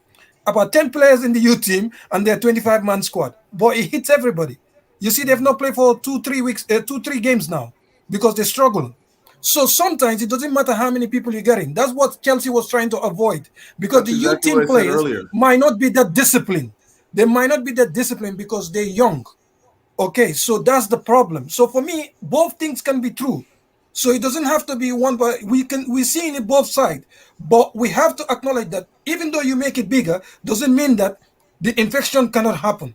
Also, not making it bigger, you're putting yourself where you didn't give yourself chance as well. So I see both sides. No, you're right. I just want to go back to an earlier point, because Couch has said a lot about, oh, this player should go. Yeah, he needs game time. He needs game time. Okay, Couch, we give you a clean slate. How do you want to create a squad capable of winning the sort of competitions that Chelsea are targeting? How do you want to do it with all your best players? How should Chelsea do it from your perspective? Well, I just think this is a unique circumstance that we find ourselves in. I don't think that we were talking about how thin the squad was, even 3 weeks ago when we were top of the league and, scoring goals and whatnot. Nobody was talking about that. It's just now that we've been hit with a rash I've of always injuries. talked about that. Well, maybe you, but I can guarantee you the majority of the fan base were not talking about the squad being too thin. They were talking about the amount of goals we were scoring, the amount of wins we were getting, the fact that we were top of the league, the fact that we're still in the Champions League and all these competitions. So for me, it's just a bad spell right now. We've got a rash of injuries and we've been encountered with COVID. At Okay, Chelsea, so how would you, in this bad spell, how would you manage this? What do you think we should do? honestly, And you can Bobby, say I don't think there's much we can do. I don't think there's much we There's can do. always something that can be done. Well, do Always. you have a recommendation then? Yeah. On Monday, where every club will be given a voice to discuss the situation, we come back again with the suspension. We definitely make a case for a suspension, and I don't think we'll be alone. And added to that, if they refuse to suspend, we have various options. We can dip into the development squad, which I personally believe in. But if we don't want to do that, then we don't play with substitutes. Okay, but here's the thing though. Like, an MDT is probably the best person that can speak on this development squad thing. We're challenging for the title right now. You guys are advocating bringing in. Just let me finish, Boogie. You just jump in right after.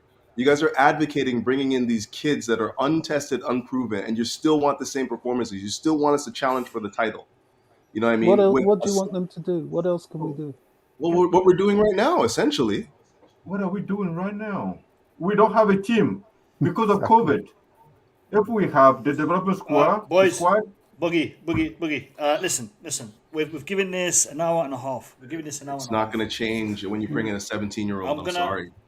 I'm gonna watch the post-match interview for Tuchel and Tony Rudiger, and then I want to discuss the remainder of the season and what our expectations should be for the remainder of the season. Let's just hear what they had to say straight after the game.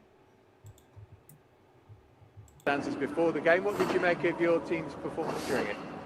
We started very well in the first 5 minutes and then lost a bit, lost the grip and we were late in challenges. We had problems to adapt to their shape and still we did not give up. We tried, we overcame difficulties in first half. Second half was a good reaction and we played a very good match. I'm very happy with the performance and the attitude in the second half. And that's why it's okay for me. It's tough to break Wolves' defense down. It's tough to create chances. We knew this before. We saw it before in every single match. So we knew that is maybe one big chance coming only, and you have to be clinical to get a win out of it. But we have a clean sheet, so there are a lot of positive things. You had to make the substitution at half-time, obviously, because of the injury. Did you change anything else in terms of the system? Because it felt like we had a lot more possession of the ball in the second. We changed a bit in the system, and we were more disciplined in the position and in the system than we were in first half. and that made for me the difference. It's never the system alone; it's how we play it, and we played it with much more discipline, and we put in more life into our system. Unfortunately, it was another change. I hope that Trevor is not seriously injured. So let's see. So you don't know much at the moment about Trevor? No, the first impression is that it's very painful, but hopefully not serious. Saul came on at half-time and added some stability to midfield, played very well. Yes, he played well today, and in general we played better because the structure was better, the discipline was better in the structure. That's helped us to be better, to be higher up the pitch, and to impose our style of play, to increase intensity. We were in general better as a team, and Saul was an important part of it. And for N'Golo Kante to play 90 minutes, given how little football he's had, anybody else I suppose you'd be surprised, but maybe not. Yeah, us as well.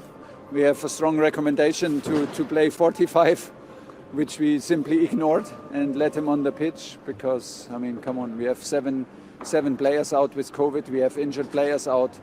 It was not the moment to take one of the world's best midfielders out of the game because he's tired or something. I don't know. It was not the moment, so we left him, and yeah, it makes the difference all the time.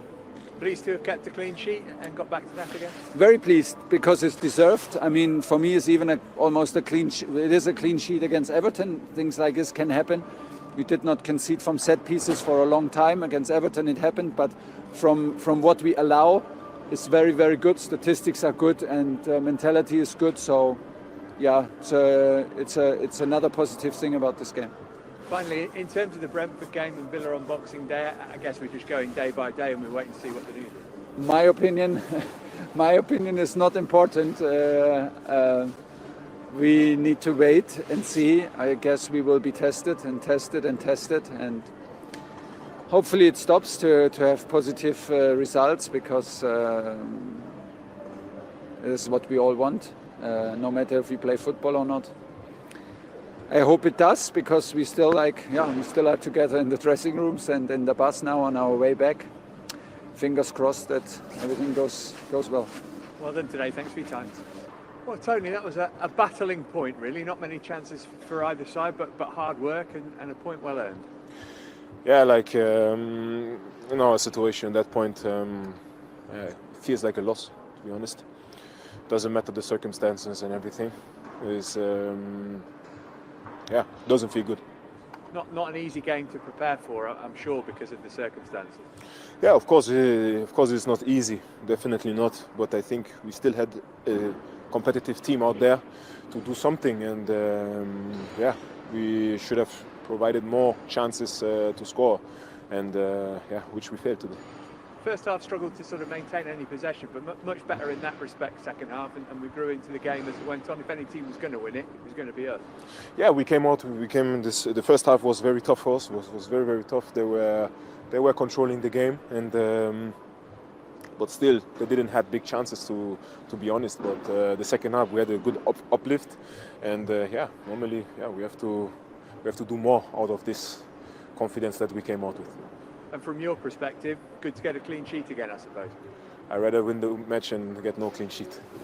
And for the likes of N'Golo Kante coming back from injury, managing to play 90 minutes today, that's just a testament to his general fitness and attitude to the game, I suppose. Well, it's not easy for him because he's been out now for a number of time, and the same as well for Kova. And but they came in and they were lively, and that's very important for us because it's clear we need them.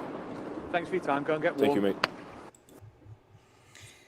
Okay, so the season will be decided, or has been decided, by the league not being postponed earlier.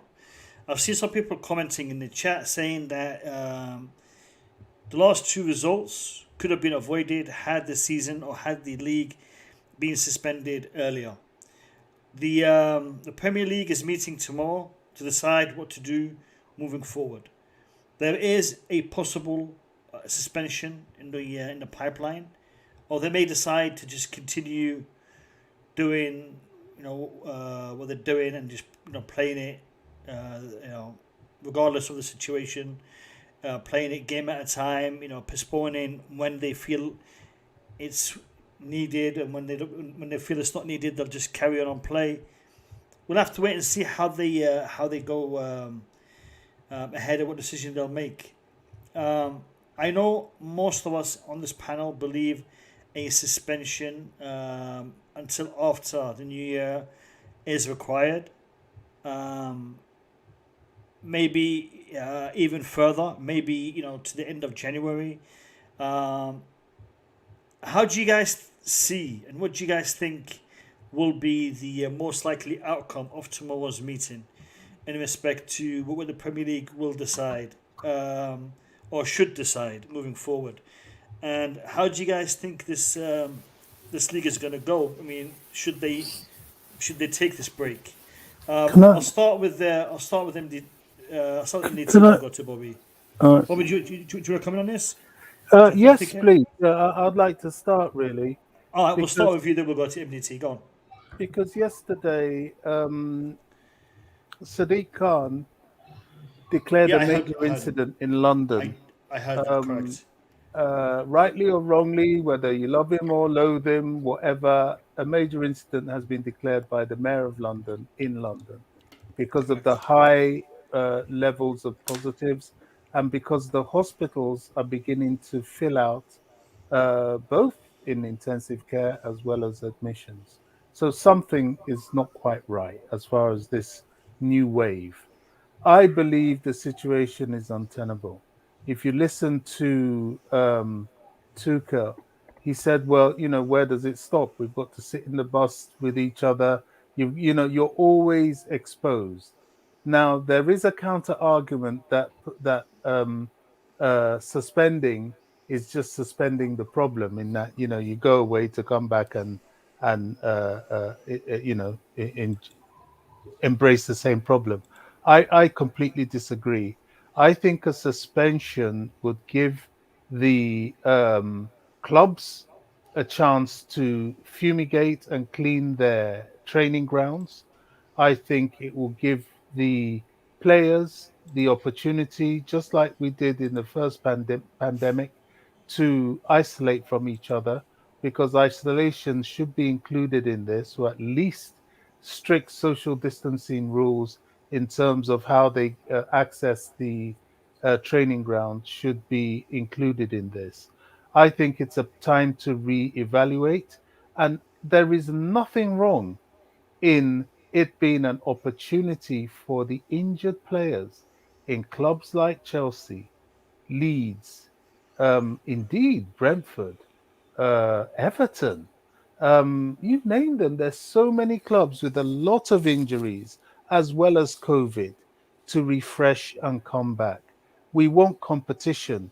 We don't want teams to be coming in and fighting with one team with its arms tied behind its back. That's not healthy competition. So in terms of your capacity and ability to come out and fight. So I personally think and hope that common sense will prevail. And in view of the uniqueness of this situation, even though it doesn't seem to be hitting yet as much in the north as it is down south here, I think we have to take a break in the Premier League just for the sake of humanity. All right.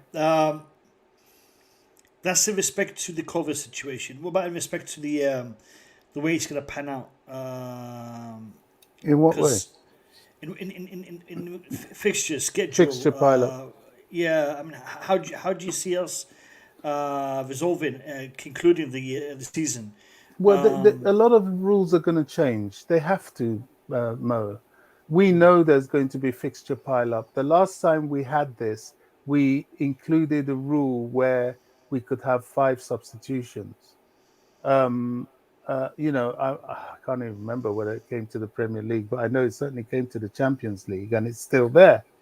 None of these rules are cast in stone. Human beings make these rules, and they can change these rules. So in that conversation, if it is a sensible conversation, will be included a roadmap to return. or an adjournment to then go and include a roadmap to return, because there's big money involved. How do we return safely? How do we return with the players' welfare in mind? And that might include bigger squads. You don't have to have a 25-man squad. The FA can very easily, should they want to, say, okay, you have a 30-man squad because of the fixture pile-up. And then it will be up to the individual clubs to ensure that the quality of the players they put in that squad is sufficient and capable to give them the performances and outcomes they desire, or give them a fighting chance going forward. That I think it can easily be done. It's just a discussion and an amendment, a flexibility, a change to how we're doing things now. Has the two fixtures that we've had played under these circumstances ended our hopes of the title? No, I mean, Liverpool today have shown that, haven't they? You know, everybody's worshipping and hero worshipping Man City, but they haven't really hit an injury spell. Should they hit an injury spell, I think their squad, as much depth as it has, it will be tested. There's one thing you said at the beginning: how many clubs really will have their two strikers knocked out for goodness knows how long, their entire midfield base hit by injury, and it not affect them? Of course it's going to affect them. And, you know, City have been lucky so far. Will that luck be sustained? This is a long season. Things happen. And it's likely that they're not too far away. What is it, 6 points? It's doable. It's going to be tough, but it's doable. Cheers, Bobby. MDT. Same questions, same standpoint. Give me your thoughts on it. Is it about you're talking about the season, how it's going to end, or what do I think about Chelsea? I'll repeat the question. In respect to the season, in respect to the decision to take a break that could possibly be made tomorrow, how will that affect the rest of the season? How will that affect the fixtures, the players? How do you perceive it being addressed moving forward? What could we see happen in regards to fixtures, schedules, and also will this decision, should it come tomorrow, be at least a couple of fixtures too late for Chelsea's title hopes? What's your thoughts on that? No, for me, if they make it tomorrow, it's not about the title race anymore. For me, putting it on hold is not as important as changing the perimeter and the legislation behind it. The 5 substitute rule, like UEFA increase of squad, because UEFA tournaments now, or FIFA tournaments, the squad numbers have increased. But the Premier League is the English football is the only people that refuse to increase the number of players in squads.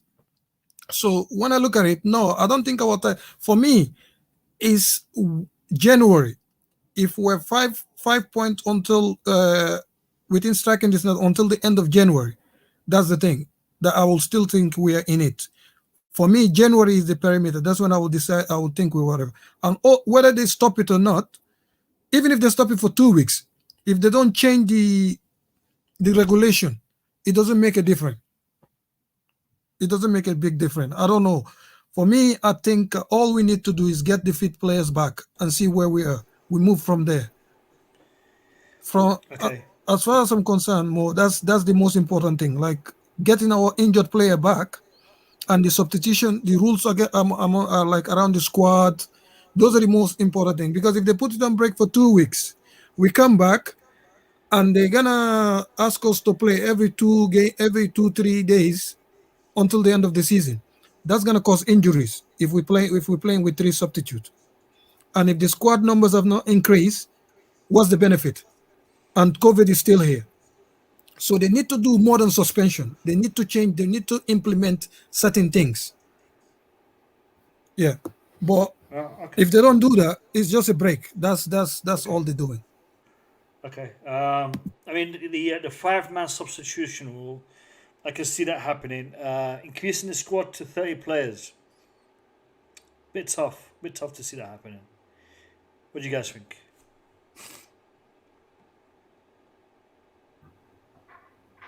Okay, can I go? Yeah, go. Yeah, listen, it says special situation and special rules. I think they have to change something, at least for this season. Of course, MDT does not believe the title race is already decided because of the two last game that we play with the COVID infection. I should have liked that as soon as a team, I think it was Leicester, I think I heard Leicester coach 2 weeks ago was complaining about the fact that he has 9 players infected or in isolation, and he also called the FA to postpone the game. I think it was Leicester, if I remember properly, was say something, and nobody really cared about it. Even as a Chelsea fan, I just heard him, and I didn't do too much about it. So I just think the rule has to change somehow. Do I think the title race is already over? I think so. Because how powerful, how good, and how organized Manchester. I don't know what they're doing up there in Manchester City, but the group seem to have no problem. I mean, Bobby said anything can happen anytime. Yeah, it's a possibility.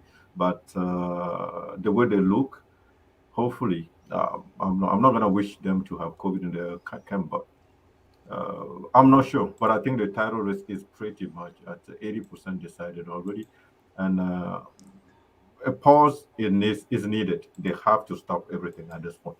We cannot keep going this, because I'm pretty sure in a few weeks we're only going to have 4 players that are now infected. Even our staff member will get infected. So they need to stop this stupidity, and just so we can reset everything, come back somewhere in February. I think they should even stop everything for at least 3 or even a month. And now Chelsea also at their level have to reorganize. I don't know if those players have to go home during the isolation or they have to stay in some capacity in the center or at Coban. I don't know how it will work, but I mean, something needs to be done. But if this keep going, Manchester City will win the title just easily. It will be too easy. No competition. Just FA handling the title to Manchester City at this time. Okay, Boogie, you know that Liverpool and Man City still have a game against each other, yeah? Yeah. Okay, and do you know that we have a game against both of these teams still to come, yeah? Yeah. Okay. And but I still, yeah. The point difference is between us and Man City is what, 6 points, yeah? 6, yep. And the title race is over. Yeah, for me, is a close. Yeah, because we don't even right now. The problem is that Chalobah came in half injured and go back injured.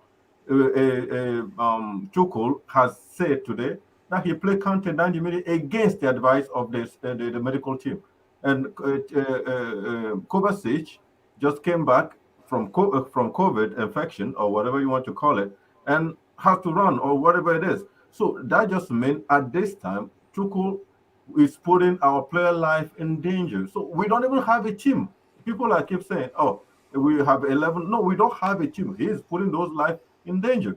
They need to stop this whole stupidity. Like, I don't know how to call it, but that's how it is at this point. They need to stop. If they don't, and even if for those players to come back and play against whatever Manchester City and Liverpool are doing, so the COVID is not affecting them. They don't have an injury. There's no COVID. I just think there's no way we're going to play Liverpool in January something and beat them with no time for our player to train properly. Because under COVID, I don't know how much physical work they do. When they are in isolation, I don't know. We're not going to be ready. That's my problem at this point. That's why I'm not saying 100%, but I think 80% the title is done. If FA does not do something. If FA stop everything, then 6 points is not a bad thing. We can beat Liverpool and Manchester City, both when we have a full team. Would Manchester City allow that? I don't think so. They will want to keep the thing the way it is right now because they are in the driver's seat in this pandemic. So they're happy with this whole thing. Not only in the driver's seat, but they're also the squad that has the glut of players in reserves and whatnot that keeps them competing, right? Like they rotate, they can go 11 and put on a different 11 and still have the same quality. I don't want a squad like that, to be honest with you. I don't want that sort of like glut of. You don't want to win. I've seen us win without doing that. So no, I don't want. Well, we suffered. You want the players to suffer. That's what you're saying. No, that's not what I'm saying. I just say I don't want the same score. I don't want to have world-class players playing on my reserve team. That's what I'm saying. Why I say that at the moment, Man City have been lucky. What's happening with the pandemic is very unpredictable. At the moment, it's hit London, and eventually it will go up north. It will go up north, and all City need is one strike and spread of COVID, and they'll be right in the same situation as everybody else. So if they're not going to comply for the welfare of players, if it comes to their turn, the rest of the Premier League will not have any mercy on them. So I think in the interest of common sense, the whole Premier League should comply to a break, a reset, an adjustment of the rules. I have a question for Couch and for Boogeyman. Do you guys think Liverpool are out of the title race? You're asking me? Dude, I think Chelsea's still in the title race. I thought you said they were out. Sorry, my bad. No, are you kidding me? Okay. 6 points at this point you're not out of the title race with 6 points.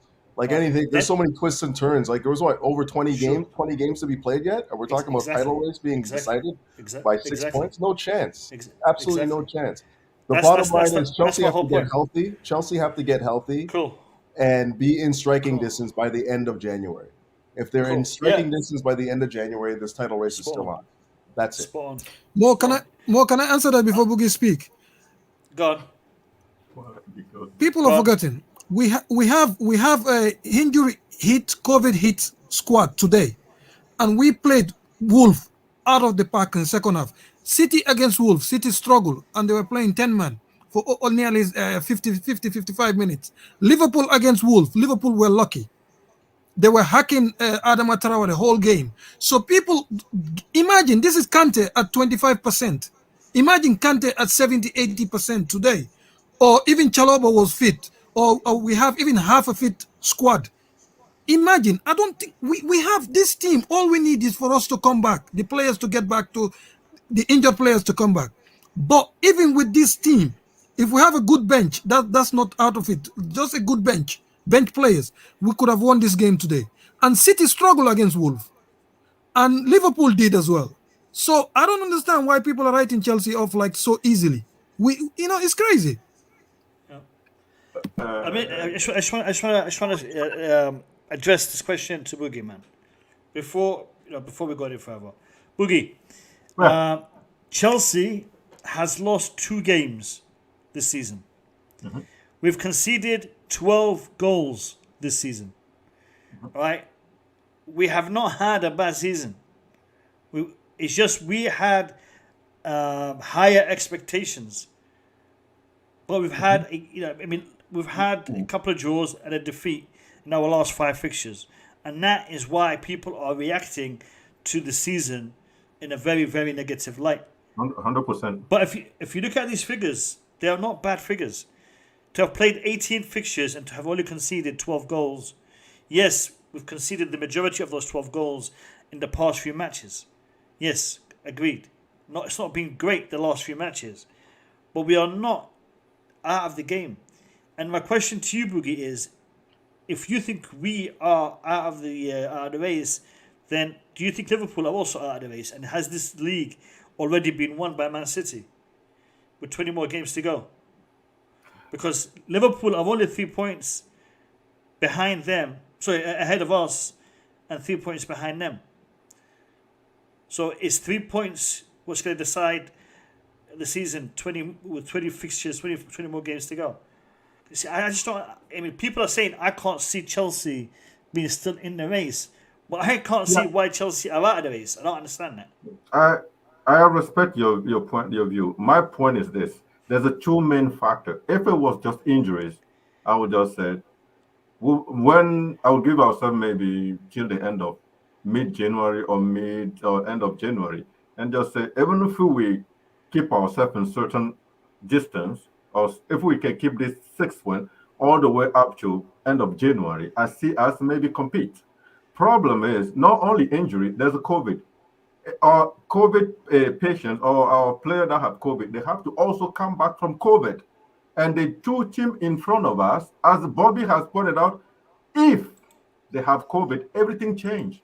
If both Manchester City and Liverpool have COVID entering their rank, we're cool.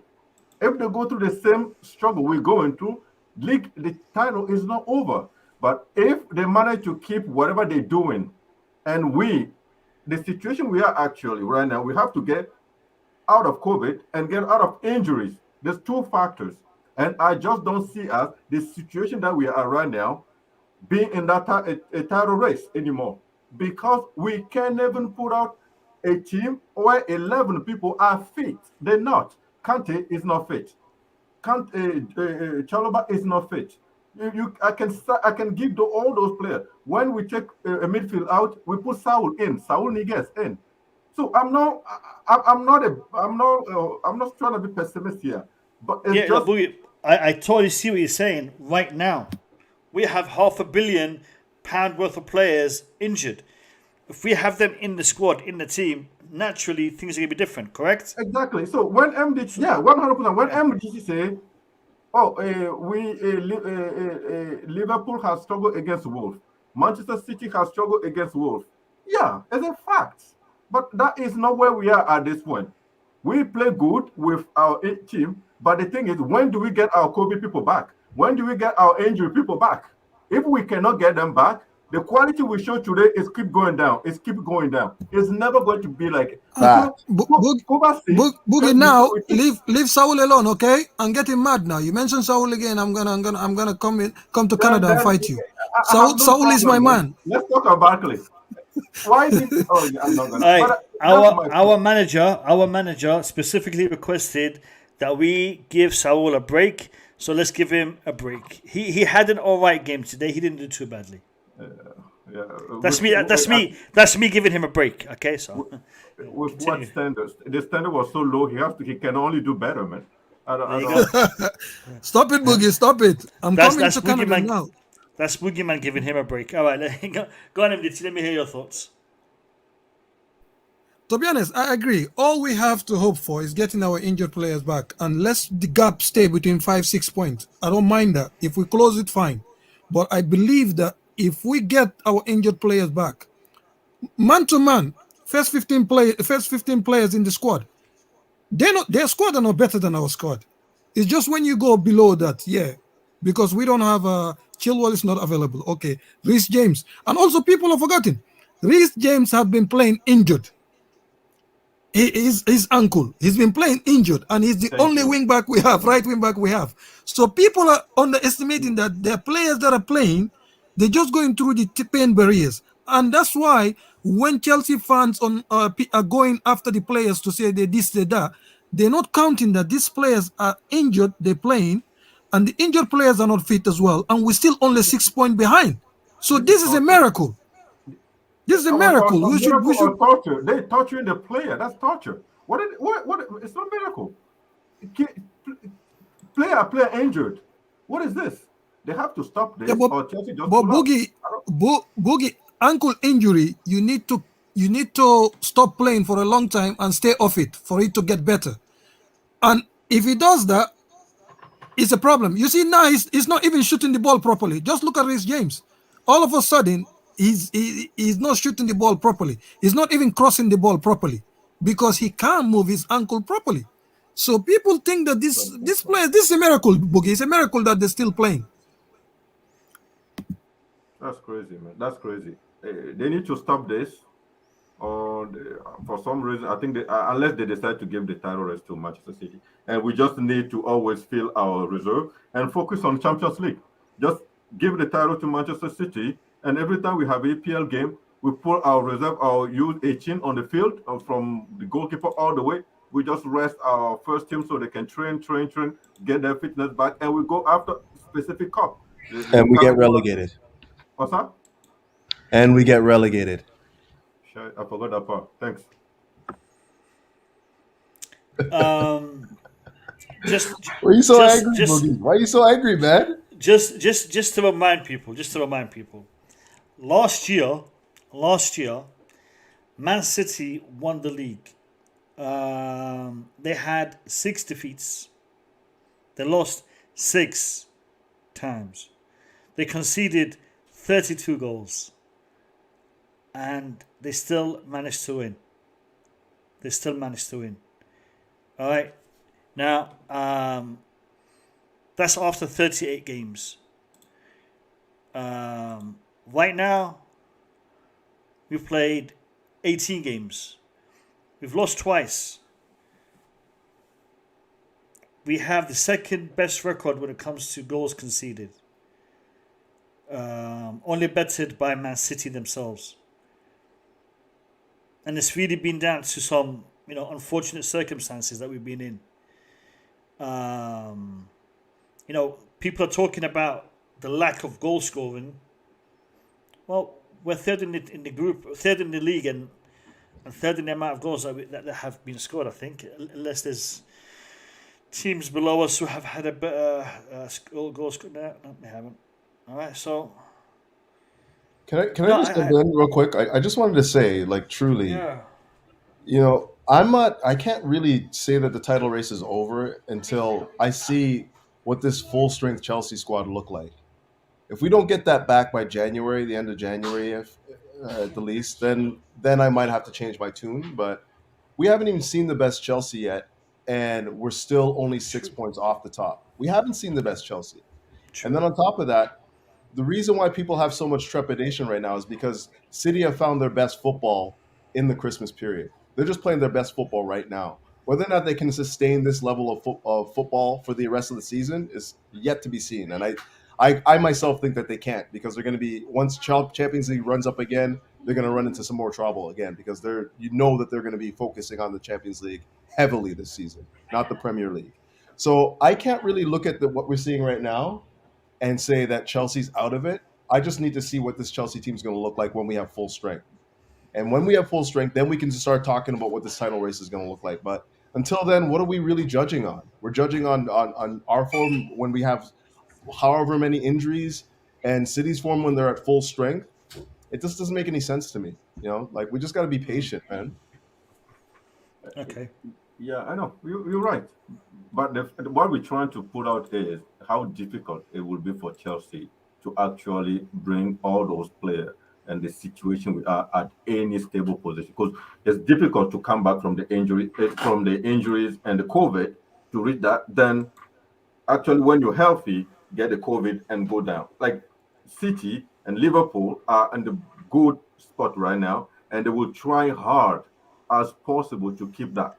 But when you're already hit by the virus and you're already injured, because the need of the competition, our players are not going to get full fit before we put them in the game. So it's going to be difficult for any of our players actually to get full fitness, because we try, as a Chelsea, expectations are pretty high. We will always use our player half injured, and they will get more injured. They're never going to come back to that full fitness at one point. And what's about the whole situation? They have to go in quarantine 10 days. During the 10 days, what are they doing? What kind of physical work are they doing? Nobody knows. I don't know. But are they coming back fit? No. Kovačić come back, and Tuchel is saying Kovačić just came back from COVID, and I cannot put on the field. That means during the COVID period, Kovačić was not doing that much of physical work. So at the end of the day, when you have 7 cases and you have 2 or 3, 4 major injuries, it's difficult for us in 19th of December to think by January we'll have a full squad, or even have all those people coming out properly. Difficult. Yeah, but we've been countering this though. We've already had the injuries and whatnot, and we've been treading water the whole time. You know what I mean? It wasn't until maybe about 2 weeks ago that people were saying, "Oh my God, what doom and gloom." But we had COVID. a whole plethora of injuries before that, though, right? Yeah, COVID plus injury make it another level. But the COVID cases, COVID just takes you out of the squad. It doesn't mean that you're sick. It just means that you've so basically you're saying that they're not going to be able to train. They're not going to be able to train with the squad, but yeah, they can certainly do some training on their own. Couch, can I just affirm your point? Boogie, do you know since October, we've had this injury issue. We've been playing like 3-4 players out at one time since October. Go and check back. We've had minimum three players out since October. 3-4 players. So we're still only 6 points behind. Since October, we've been having injuries. So that's what I'm telling you. What we're doing is unbelievable with this amount of players not available. You know, so I believe let's just hope we get our players back in January, and the gap is not too big. Then we will see. Because Chelsea this season we have not played a single game with our starting 11, not a single one. The beginning, Chilwell wasn't feeling too well, and then by the time he was ready, Reece James was red carded. You remember? By the time he was ready, we have injuries. So we have never played our best 11 this season, and we're still 6 points behind City, the best team in the world, for according to some people. This is crazy. This is a miracle. Let's hope we have our players back in January. Let's see what happens. Big up, Question to you guys. If the Premier League or if football is not suspended tomorrow, and we have to play Brentford on Wednesday, what kind of team should Chelsea put out there? Before you guys answer, welcome Alex. Welcome to the stream. How you doing, Big guys? up to you, Alex. Doing good. So, what team should Chelsea put out on Wednesday? Should we have to play? What's your expectations? What can we do? We can play youngsters. Apparently, the second team is completely out. They are the youth. You're supposed to be. You could use the youth, but the youth team is sick too, so they out. They can't even be mentioned. Like that's what I understood. So okay. I think it's going to be cancelled. Tell you the truth. I just think it's going to be cancelled. If there is a game to cancel, that would be it, right? Because Brentford. Well, no. The question was, I think, what team would you put out? All right. The question. Ask the question again, please. Yeah, Boogie, you're right. If the game is not cancelled, yeah. Exactly. Why if someone redneck come and say the game will be cancelled? Man, answer the question, man. He has a what's it called? We call it a crystal ball. I think in America they use an 8-ball analogy, but in the UK we use a crystal ball. Brendan has both a crystal ball. I'm not ball knowledge. I don't. No. Yeah. I don't have the. I don't have the minerals like somebody. I don't have ball knowledge. I don't have ball knowledge. No. Alex. Logically, logically, it should be cancelled. Listen, Alex. Logically, you're right. It should be cancelled. The meeting tomorrow. If it doesn't cancel, if it doesn't postpone the Premier League or football in the UK for at least a couple of weeks, there is an issue. I don't know what it is, but there will be an issue. Well, the things I found out today. The things I found out today about the whole situation with COVID is that other team, if they have enough, if one team does not say postpone it, the other team has to play it. Sure. We're talking about the meeting that's going to happen tomorrow. So there's a meeting happening tomorrow. Yeah. And that meeting can suspend football for in the UK for or I think in England for a couple of weeks, a month or so. For the genius from the north, for the genius for the north, the comment is that we play in the same team that we play today, if we don't have new cases by Wednesday. It's just especially for the genius up north. The sarcastic one. Are you referring to? I'm from Canada. I'm in the north too. Is that no. Yeah, but you're not a genius, though. You're not genius. Couch. Remember what he said. We're not ball knowledge people. So let's keep it unknowledgeable people. So let's hear from the. Anything he's saying. Can I ask this question? Can I ask this question? Let me have the standpoint of Manchester. Let me have the standpoint of Manchester. Go on. I think they're gonna call it off because Brentford wanted call off.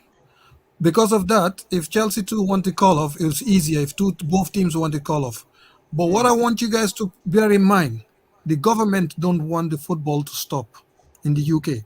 They might stop a lot of things, but not football. So because they think not only money, football contribute a lot. Jobs in the pubs, job in the hospitality business, jobs in hotels, you name it. Football is huge. And also they think football fans keeping their mind on football, it keep the pressure off the government. People don't understand. So for us to for this to be stopped, the government has to give it a go ahead.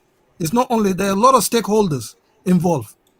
So for the Premier League clubs, if the government give them incentive to whether it's tax break or something to do whatever, they will call it off. But if the government don't want it stopped, it will not be stopped. It's not only a football decision. Let's bear that in mind. Listen, from what you just said there, Mo, you don't think they call it off tomorrow? Is that what you're saying? If they call it off, don't be surprised. A lot of other things are called off because of the government want to call it off. But this will not be only a football decision. Last time, the reason why we have Project Restart is because of the government want football to go ahead because of the way the country was. People were depressed and things like that. And to ease whatever. That's why it happened. And also the financial incentive. But bear that in mind. If football go ahead, it's because of the government, not because of any football club. Okay, Ma'ruf says no fans is the way forward. Do you reckon that might be an outcome from the meeting tomorrow? To have football without fans. I think maybe substitutions will be increased. I'm pretty sure. Okay. So no fan does not resolve our problem at Chelsea, right? We don't have a gym. What? No, I think the fans aspect. It's the wisdom. The fans aspect, even though they might want to, I don't know. I will be surprised because the thing is, imagine if they say no fans or only this type of fans or that fan or whatever. People are gonna kick off. Right now, people are fed up, and the governments are scared. So that's what people don't understand. The governments are scared to stop certain things, and MDT, football is a back. Here's the reason why government will not stop it, because hospital is not on overload position. There's no reason to restart. People are sick. It's not it's not how you say it. It's not the original corona. So the government will look at it. We're gonna say be precautious, blah blah blah. But as long as the hospitals are not on overload, that's why I don't think government will shut it down. Agreed. No, but what I'm trying to say is, if there's Hold no on a second, I'll mute it. What? Nothing. I just want to mute it so I don't hear the wisdom. Okay, yeah. So my point is, not only the fan no fan in the stadium, but they need to give the Premier League team a break to come back a little. That's what I'm trying to say. Just no fan in the stadium does not help me as a Chelsea fan, because I want a break for the team to come back. That's what I was saying. Not only no fan on the stadium, but all team need some break, except Manchester City and Liverpool, of course. But we need a break, at least 2 weeks or some break for the team to come back to reorganize, and so the competition can be fair to all teams. Yeah, there's enough. Sorry, Mo. I was just gonna say there's more than enough evidence to show that it spreads. The virulence of this virus is high. It's high. So you're gonna see a lot more cases before you see less first. Whether or not that will lead to serious hospitalization, I don't think so. I think what Redneck's saying is true. It's not showing to be as deadly as the first inception of it, but it is more virulent, which means it spreads a lot faster. So at some point, you're going to have to give these players. It's like flu. Right. However you wanted to categorize it, whatever. It is more virulent than the other ones. And we have to give these squads a chance to just, settle and find, get some health back, less positive tests, get the breach that has occurred within certain clubs, get it to be, waned out or whatever. But until then, here's what sorry, coach. Here's what Tuchel said. Did you hear about his comment about Kai Havertz? Yes. Didn't he After the say game. something along the lines that he wasn't sure Like if he was healthy or not? Like he was saying that like he tested negative, but for precaution matters, he did not bring him to the squad.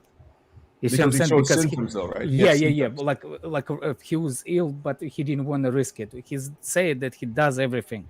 You know what I'm saying? Like there's cases of like a Kovačić said that he was tested positive, but he did not feel anything. You see what I'm saying? So I wonder how many cases of those that were actually positive, but they are not really, really sick, and it's just passing through them. You know what I'm saying? That's what I was. That's what I was. But Listen. The issue is this. Regardless of how severe or lack of severity this thing has, like can Couch play. rightly said, it spreads. Yeah. It's easier to transmit. Now the issue is the guidance that are currently in place. It limits the availability of players for 10 days. They have to isolate. They're not only unable to play, they have to isolate. Therefore, they can't train. They can't be physically fit during that period. So they'll have to isolate for 10 days. And when they're back, it will take them a little bit of time to get into the physical shape that needed for them to play. That is an issue. Now, in regards to how we move forward, that is something that we can't really talk about in respect to regulations. But what we can speculate on is what we can do in respect to the to making the game a little bit more bearable, i.e. More substitutions, i.e. adding more players to the squad, i.e. There's things that they can come up with to make it easier. But the thing is this, I know a lot of you will say, well, this isn't going to help Chelsea per se, because Chelsea has 10 players, has 7 players that are currently isolating for 10 days. True. And that's why for Chelsea, it would make sense to have a couple of weeks break. But we need to look at the bigger picture in regards to football. And in regards to football, does a couple of weeks break also have a positive impact in regards to the other teams? Because if we continue to play this way, because I know a lot of people are talking about the title race being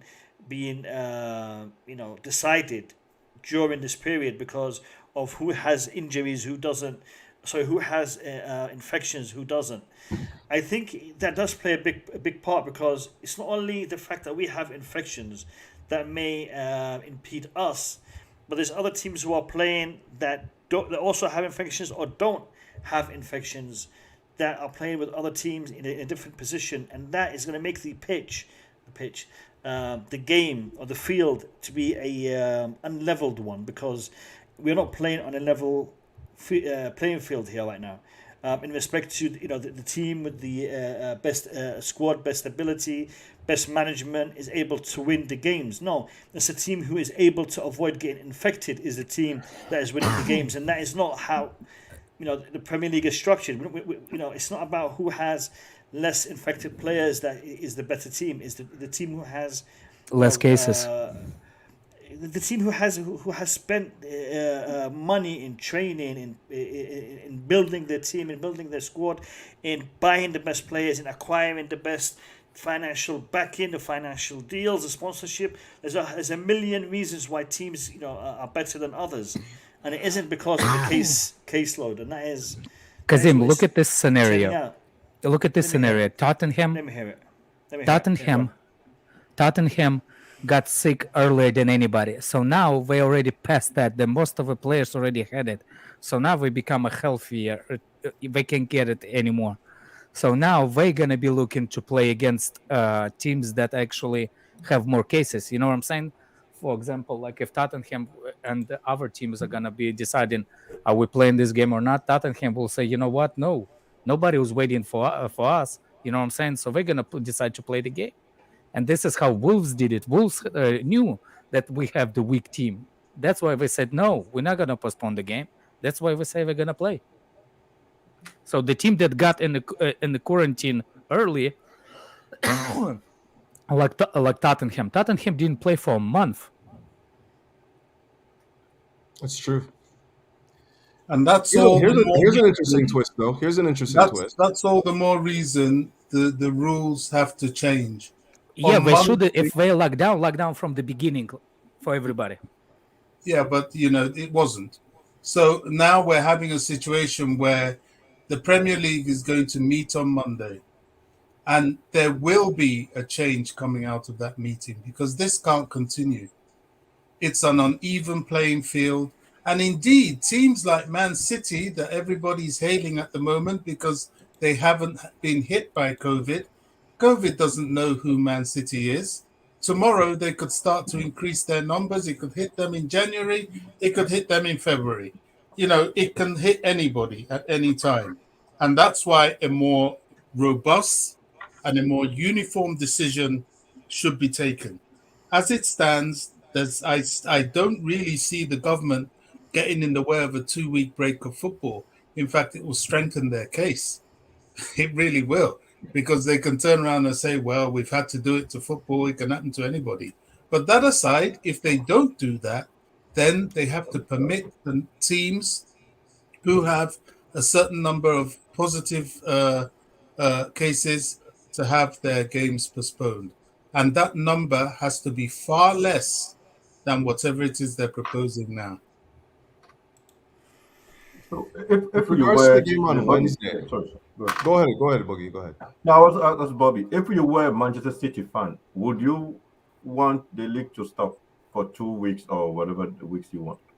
Well, do you know what? I don't know. Because at the moment, it's very short-sighted. Yes, they don't have COVID. And yes, if they play teams at this moment, they will smash them because they're going to meet a lot of teams that are under strength. But at what cost later? Their time's coming. COVID spreads, and it doesn't spread selectively. It spreads randomly.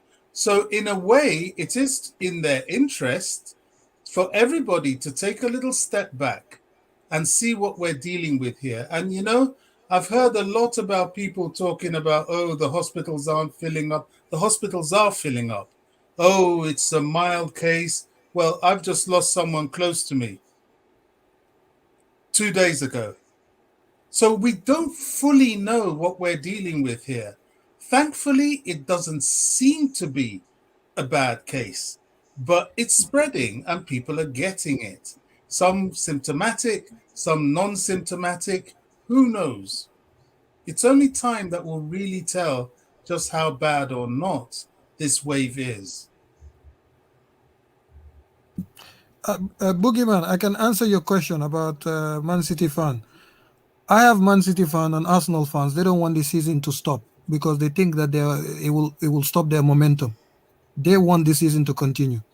I don't know why, but that's how they feel. Exactly. Actually, that's the reason why I was asking you. I have a Manchester City fan, part of my family. You don't have no friends. Don't lie.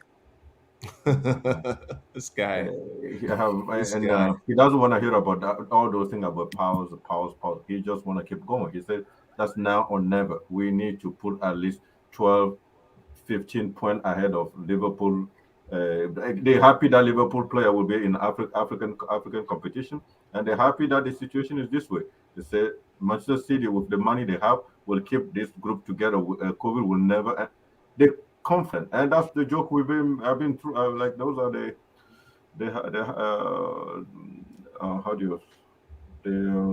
joke I've been going through since. Like they just don't care. They want to win the league right now. They think but Boogie.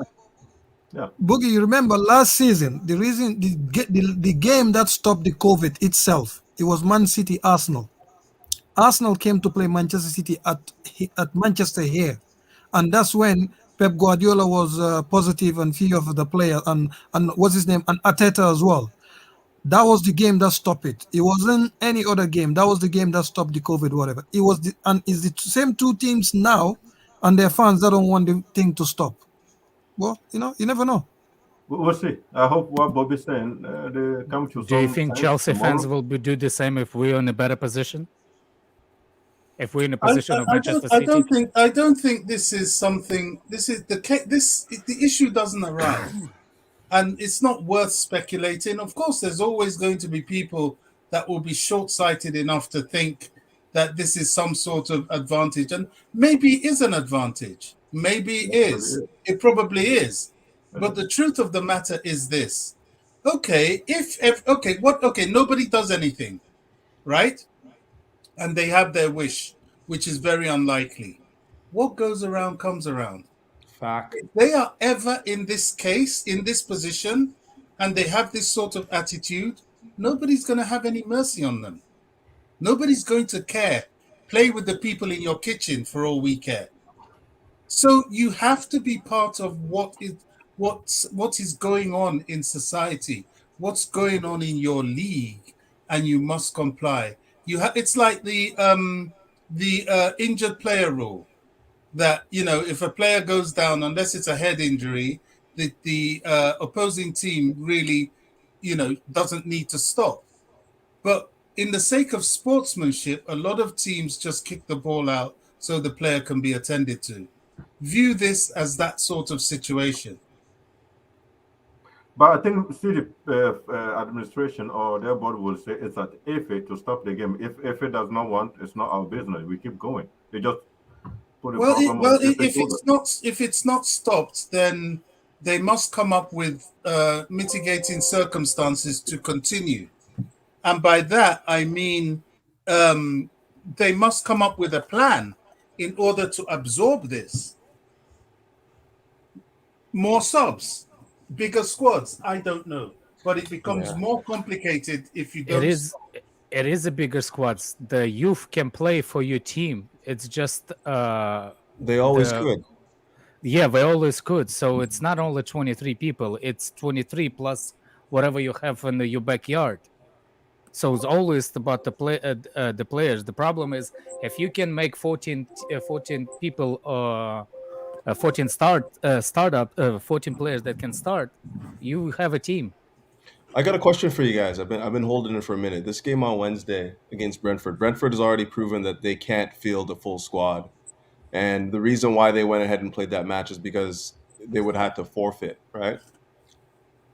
Yeah. They're in a position where they were going to forfeit. So how does that change now on Wednesday? They're still in a position where they can forfeit. So should Chelsea just allow them to forfeit and take that match? Well, it depends on what's discussed on Monday, isn't it? But what would you do in that position? It's not a league. It's a cup, right? It's a cup. Yeah, it's a cup game. But I would just let them forfeit and then just take the cup position, right? Would you do that though, or would you rather come to a mutual agreement to postpone the game? Exactly. I'd push them to forfeit to myself because I wouldn't. We still. We can't. There's no date in the calendar to play that game. Last year it happened to Tottenham. It was forfeited. If you can't pull a team out, you have to forfeit it. That's what I'm saying. Here's another scenario. It benefits us overall because we don't have to play that match. World Cup. The World Club Cup. When are we going to play that? The thing is, Mo, I'm the kind of person who would kick the ball out of play. That's the kind of person I am. Yeah, but Mo, we want a pause. If it's not head injury, I will not kick the ball out. Me either. We want a pause because I will kick it out of play. I will kick it as well, Mo. Any day I will kick it out. I'm a fair play guy. It's just that the rule said there's no calendar, there's no date on the calendar, and also if Chelsea can't put 11 men on the pitch, Chelsea have to forfeit it. If Brentford can't, they have to. That's the rule. I don't know why they did that, but that's last year they applied. I think Tottenham had a bye. If I'm not mistaken, another team as well had a bye because of the other team couldn't put in players. It's not fair. Yeah. I'm not gonna lie. It's not fair. Yeah. Anyways, yeah. We're gonna have to wait and see what happens tomorrow. I'm watching Hazard playing. He's coming in January. I'm watching Hazard playing. He's coming in January. Yeah. We'll see. Well, maybe I'll save that for later. No, go on. We want to see. No, I'm still gonna do a video tomorrow, so maybe I'll save it for that. But to be truthful, like what I saw today, we just don't have anyone that's like a real offensive thinker in the squad. Like even at full strength, I don't think we do. Like, so somebody that can really pick locks, find open men. The closest I say that we come to with that is probably Callum, and he's just so inexperienced in that position, right? But nobody else in the squad, whether it be Pulisic, Ziyech, Mount, Havertz, none of those guys are real, like, brains on the attacking offense. Like a number 10, like a true number 10 to me. They just... And that will fit Tuchel's system? No, not even Tuchel's system. I just think that the mentality, like, to know when to pass, know when to open up the defense, know when to, dribble into space. We don't have anyone that thinks the game that way. It's not so much about the system, because you can play a number 10 in the middle, you can play number 10 out wide on the wing. It's just how you apply yourself in those positions, and I don't think we have anyone that thinks the game that way right now currently. Yeah, I think Havertz is the only one that is doing it. But as a false nine, I'm not sure. That's why he spent more time in the middle trying to. Yeah, He's not Boogie, playing what false Couch nine, is he's saying,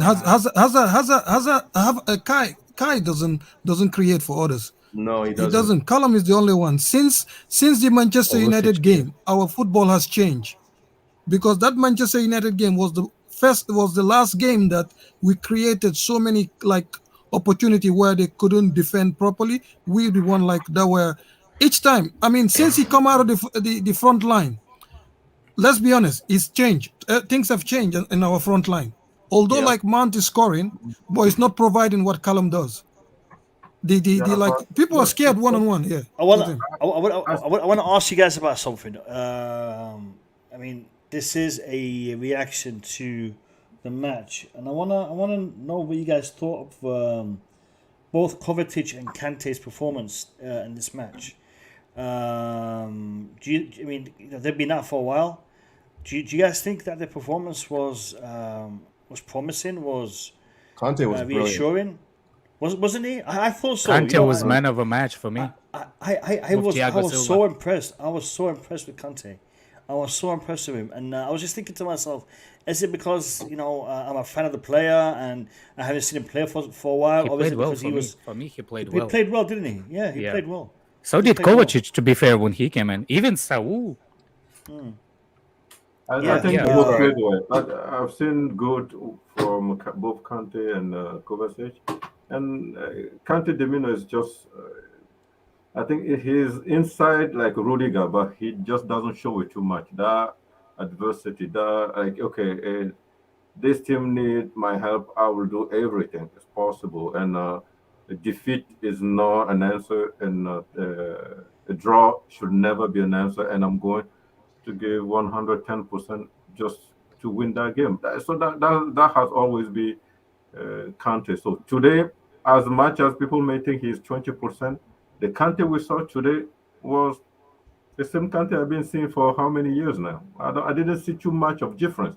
Maybe he kept all the pain inside him and just keep running, doing what he know he can do, and know the team need him. So same as the other thing, I didn't ask a question about it, but Rudiger interview, the way Rudiger is talking, I like listening to those type of stuff, like the type of fan I am. The way Rudiger talk, I will come to this thing, I'm more calm. Like, I'd rather have people scoring on us. I don't care about clean sheet as long as we keep the 3 points. That's it. When he says something like that, I feel like, okay, someone in the dressing room is saying that, so why would I don't have to come here and scream. So I'm just relaxed about it. So that's what I like to see. And I think Kante... Sorry, Boogie. He does something. This might sound a little bit silly, but I really, really don't want to see Rudiger leaving. I really don't want to see him leaving. I think. No, I'm serious, man. I mean, I'm actually, when you say that, it's just like you're going. It hurts. Hey, listen, it's gonna hurt. It's gonna hurt. It's gonna hurt me to see him go. It's gonna hurt me to see him go. I'm physically gonna be hurt because this guy, the passion he shows for the club, the attitude that he has for the club, the emotion that he has, and considering the fact that he wasn't one of the favourites, of the club, and he wasn't, treated the best at this club, and for him to feel this way towards the club, and for him to feel this way in respect to the performances and the matches and the games, and never satisfied. Never satisfied. He keeps pushing. I just don't know, man. I mean, if he doesn't sign a contract, then I don't think we've done enough. I don't think we've done enough to keep him. I just don't think we have. Not at all. If that guy does not sign a contract, I just don't know why Chelsea are looking into a player, because he has pretty much everything. The fighting in him, I don't know. He pretty much Chelsea through and through, and he's willing to leave his legs on the football field, and he's not happy. I think this Bill guy is probably not a Chelsea fan. What do you guys think? Kasim, your intro looked like you don't know. What do you guys think? I think this guy is just. I think he's a Boogeyman's fan. No, he's trolling. I don't think he's not a Chelsea fan. I just think this guy's a hater. Why you he hates. You watch it for 2.5 hours and you just come to you're still commenting now. Like, but I like people like that. I don't mind them. You keep doing No, big up to him because he subscribed. Because to comment, you have to have subscribed and been here for 5 minutes. Big up. So thank you for subscribing and thank you for commenting and hit the like button. Welcome to the family, bro. Welcome to the family. Big up. Yeah, Mo, on your question, on your question about Kante and Kova, I was happy. That's what gave me hope today. When I saw those two players come on the second half, I'm like, why are we complaining? Look at these two players. They're not even fit. All of a sudden, Wolf have their best team almost. They couldn't come out of their half. They couldn't. We control the midfield. Like, it's unbelievable. I'm like, just imagine if we have these players for half of the games that they miss. Just imagine. I mean, they give me hope. When I look at that, today, Kova and Kante coming on, playing together, it gave me hope. I'm not going to lie, Boogie. When they were on the pitch, I didn't even think Jorginho play for Chelsea. I didn't want to see him anymore on the I'm kidding you. They look good. I love Jorginho. Jorginho is the best favorite. Kova and Kante today look good. It's a how do you say that? It's like fresh air into our lungs when we see those two coming back. I felt really, really good actually when I saw them. But we're not complaining. But yet he had time to think of Rudiger's contract. We're not complaining because those two people are back. We're actually happy. We just saying, how long are they going to stay fit for? They're going to stay fit. Because in fact, what the Tuchel said today, against the advice of his own medical staff, Kante has played 90 minutes. Against the advice of his medical staff, he introduced Kovačić. So when I heard a story like that, go ahead, sorry. I know where you're coming from. You think I'm not worried? Guess what? Jorginho and Ruben will not be playing for the next couple of weeks. If we 10 days minimum because of what's going on. So Kova and Kante are not even fully fit. The other two that have been playing injured, they've given up because they're going for MOT. So I don't think Jorginho tested positive. I don't think Jorginho tested positive. Yeah, but he didn't. No, he has, but he has. No, they said that they don't know the results of his test. Yes. He said he hasn't returned a positive test, but he has a negative symptoms. test. So they kept him at home because they he kept him at home. He didn't even. I don't think they tested him. Yeah, the same as Havertz. Havertz, I think, returned a positive one the following day. So Havertz has symptoms tested Havertz negative. not tested positive either. But the following day again? Yeah, no. They kept him because he was negative. They kept him out because he felt sick. That was yesterday. But today's test. Well, it's for this game. Right? Why they tested him today if he wasn't even there to be tested? He was ill at home. So he was ill, but not COVID. Right. Okay.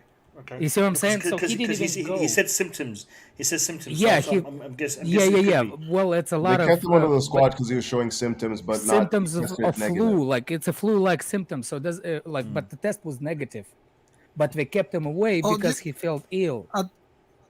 Boogie, I need to look at sorry, press Alex and Couch. Yeah.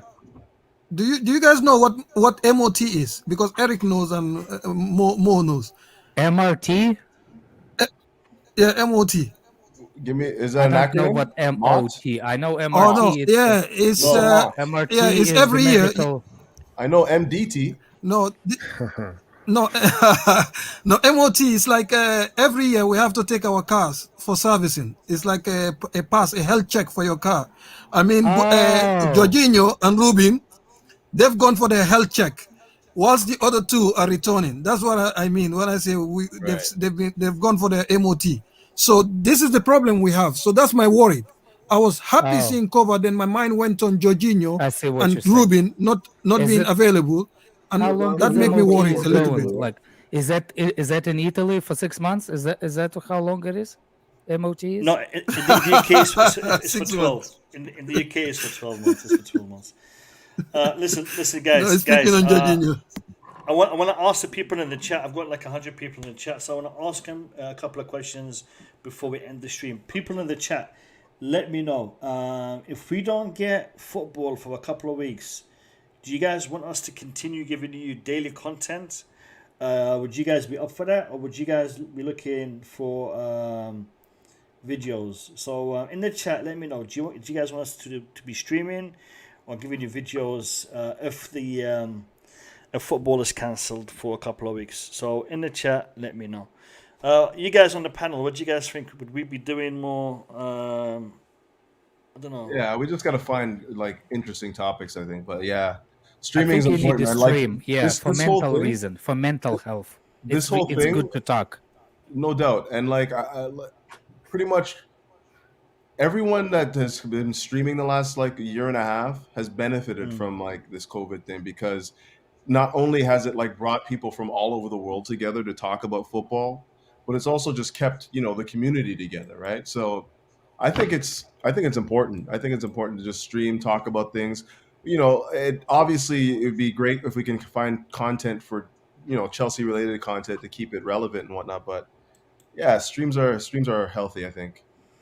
Yeah, I'm seeing Eric asking for the tier list streams. Listen, Eric, mate. This is Eric Dugan, not Eric Blue. So, Eric Dugan, mate. We did one, and to be fair, it didn't get a lot of attention. Not a lot of you guys turned up for it. So we could do another one. I mean, I'm more than happy to do it. We did the strikers. We can do the wingers. We can do midfielders, defenders. So there's a lot of possibilities. But I need to see some love for those streams before I can do them. Hope we'll get in left wing back in January. Streams, Borski streams. I love the vibes. Thank you. People in the chat before we go. Again, there's quite a few of you on, so I wanna hear from you. Let me know where you guys are watching us from. I mean, on this panel, I've got two Canadians, one American, and three from the UK, and that's where we're from. That's where we're at. That's not where we're from. We're from different parts of the world, but we are in these locations right now. So I want to know where you guys are watching us from. So in the chat, let me know. We can do world football. We can do world Canada, Denmark, USA. All right, big up. Canada, Denmark. Two of you watching from Denmark. Holy moly. Big up Bobby Fairview. Big up. Cali. Is that Canada or is that... Well, you don't know the Canadian flag, son? You better recognize. No, I don't see it on my screen. It's Canadian flag. Oh, okay. All right, Canadian flag, okay. Jamaica. Big up the jammies too, man. Big up the jammies. Watching Bumper Clots. Big up. Rotted. My brother, this. My brethren, this. Yeah, my brethren. Yeah. Malaysia. Was he here? I think he was on the stream one time, right? Malaysia? I think so. Javi was. Javi Thomas. Oh, really? I think so. I think I've seen that J before. Yeah, I'm trying to look on YouTube if I can see the flags because I don't see them on my StreamYard. Ian is German. Who's that? I think his name's Ian. Ian. Who's Ian? From Germany? Hey, listen, Bauer. Ian. Hold on. Bauer, you've actually sent me super chats in your currency, and I haven't got a clue what the value of your currency is for British pound. I tried to work it out, and using a calculator, and I couldn't figure it out. So if you know, you could let me know in the chat. How much is it when you're sending me super chats? How much they're valued? Because I have no idea, man. Is it rupees? It comes in rupees or something. So interesting. All over the planet, man. All over the planet. I like your song of what you have at the end of the stream, Aisha. I know that song. Aisha, yeah, Aisha. The Iron Cizo Dia from Germany. Where in Germany? You want the street and address? Zip code? No, Boogie is a scout. He's the scout for Saul and Malansar and you name it. Now he's going to look for more Saul and more Malansar. More like shout out more to like our NBC Day to Catch the Predator. Stuttgart. Boogie, Stuttgart. He's from Stuttgart. That's beautiful, man. That's beautiful. Because I go to Mecklenburg-Vorpommern pretty much a lot. We have a company there that I travel so many times there. So. Are you going to scout for a left wing back for Chelsea there as well? Karlsruhe. Are you going to Karlsruhe? We have Mason. We have Mason. His name is right. Madsen. Whatever his name is. He need to come back. At least we need to get his back. I got to be honest with you guys. I was actually wanting to see if there was anybody watching us from the Middle East, and I'm surprised to see there isn't any.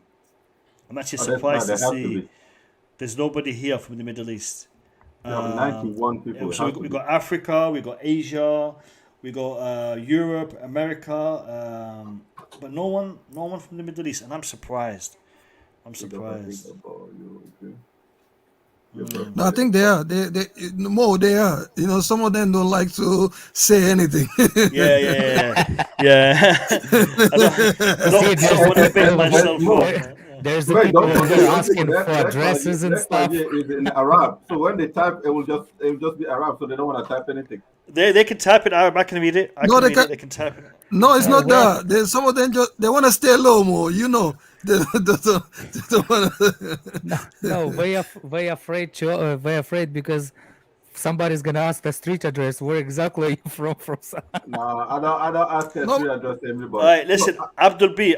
I actually set up an Arabic channel, and I started streaming in Arabic, and nobody came on. Everyone that came on was speaking in English, and I'm like, come on, guys, this is an Arabic channel, and it's weird. So I closed it. Well, I haven't closed it; it's still there, but I'm not doing anything on it. So I did do Arabic content, but no one showed up. I mean, my Arabic isn't great. Maybe that's why. Because when I speak Arabic, it's broken Arabic, and Real Madrid 0-0. So my question is, big up George Ebel, my South African brother. Are you a Shona? Wow, this is crazy, man. From all over, Zambia even. Wow. You see more. You see. Zambia is South Central Africa, not far from Zimbabwe, Mozambique. Zambia is south, like on top of South Africa or something like that. Yeah, that's what I mean. Shall we actually open the stream to the chat and get them to just jump open on it for 10 minutes. Yeah, let's open it for 10 minutes. Listen, I'm gonna put the link to the stream in the chat. All right, anybody who wants to come on, I'll give you a couple of minutes each to come on and speak about anything you want. Literally anything you want. Just keep it clean and for a couple of minutes. Don't worry. But I wanna see Abdul B. If you wanna come on and you wanna speak in Arabic, because you said my Arabic is an English accent, so I'm guessing you've actually watched my videos. So I want to hear your accent. So if you want to come on, I'm happy to host you. Yeah, no, I want to see. No, because you're from South Africa, MGT? He's right. He's right. My Arabic is broken. So. I know. I bet he has an accent too. Yeah. Yeah, I want to hear it. I want to hear it. Alex, you said. You said you're from South Africa? No. I'm from Gambia. No, South Africa. You know, I have my brother that always visit there. So. Yeah. So. One of my close friends is from South Africa. All right, guys. The link. Beautiful place. Is in the chat. The link is in the chat. I've actually pinned it as a pinned comment. So anybody who wants to come on, I'll give you a couple of minutes, and you can literally come on, introduce yourself, and tell us something about whatever you want to talk about for 2 minutes. I'm gonna do this. Turn your video on. Yeah. I want to see you. I mean, you don't have to have your video on when you're on the screen. You don't have to have your video on the screen. But when you get in the backstage in the green room, I want to see who you are. So I don't want to get any trolls. Okay, we got the first one. Let me have a look. Who is it? It's Tyrone, man. Tyrone, you disappointed me, man. You disappointed. Welcome, Tyrone. I'm kidding. Tyrone, big up to you. I'm kidding. Yo, Wagwan Wood boy. Let me hear it. Jamaican man, them. Let me hear it. Wagwan. Yeah, man. My brother. What is on the agenda? Anything you want to talk about. Let me hear it. Talk about whatever you want to talk about. You got 2 minutes. You can talk about Boogeyman scouting as well. Boogeyman scouting. Those. I give up on that job, man. Be careful. He'll accuse you of not knowing ball knowledge. No, I can vouch for Taiwan. I can get over it, Redneck, man. Get over it, Taiwan. This is one of the worst things you can say to anybody, any football fans. Huh? Sorry, I'm lost. Get over it, Taiwan. You have disrespect on the any floor. level. Taiwan, you have the floor. Let me hear it. Taiwan, the queue is building up. I've got more people behind you, so let me hear it. You got 2 minutes. Wait, Taiwan. Wait. Javi, you're gonna need to go back out and come back in again because you're not connected. So go out and come back in again, and I will add you on. Taiwan, your 2 minutes start now. Let me hear it. Crap. What was it? Crap. Oh, all right. With there's a situation going on with the virus and everything with certain players. I've been hearing people saying that it's not very aggressive. Is it not the case? Because obviously it's a new variant. Is it a case where it's different? You're talking from our experience here in the UK. Yeah. All right. I'll speak on this, and I'll let Eric and MDT give their thoughts on this. I'm here in London. Right now, the way it's spreading is ridiculous. It is spreading in a very, very quick manner. There are serious cases. But it's not to the same ratio that we saw with the previous variants. So from that aspect, God willing, it will not be that lethal. But in regards to the way it's spreading, it's really out of control. I've had close family members being hit by it. Thankfully, it wasn't too serious, but it is quite big. I'll let MDT and Eric also answer that question. And Olu, I see you in the back. I'll bring you in after Taiwan, Olu. Eric and MDT, can you respond to the question? Yeah, Tyrone, nice speaking to you again. So the thing is, for us here in Manchester, is I think is bad. It's really, really bad. It's just like London, but the problem is, my daughter's school, a couple of people have them. I think luckily she didn't. She was ill, but she was ill with just the common flu, which we were worried. So she had all her tests, both of them, their tests come negative, so which was good. But a lot of people are going down, and it's not that like people are like, it's not like the first wave what we have like a year or two ago, but people getting sick and whatever. People having it is a lot more than before, but not getting as ill as they used to. That's the thing. So we don't know. It's spreading. I've not been to a gym for 2 years because I'm scared. I'm a germaphobe. I hate touching things that people touch. So I've not been to the gym since COVID started. And guess what? I've not even traveled. I've not even get into a train, into a plane.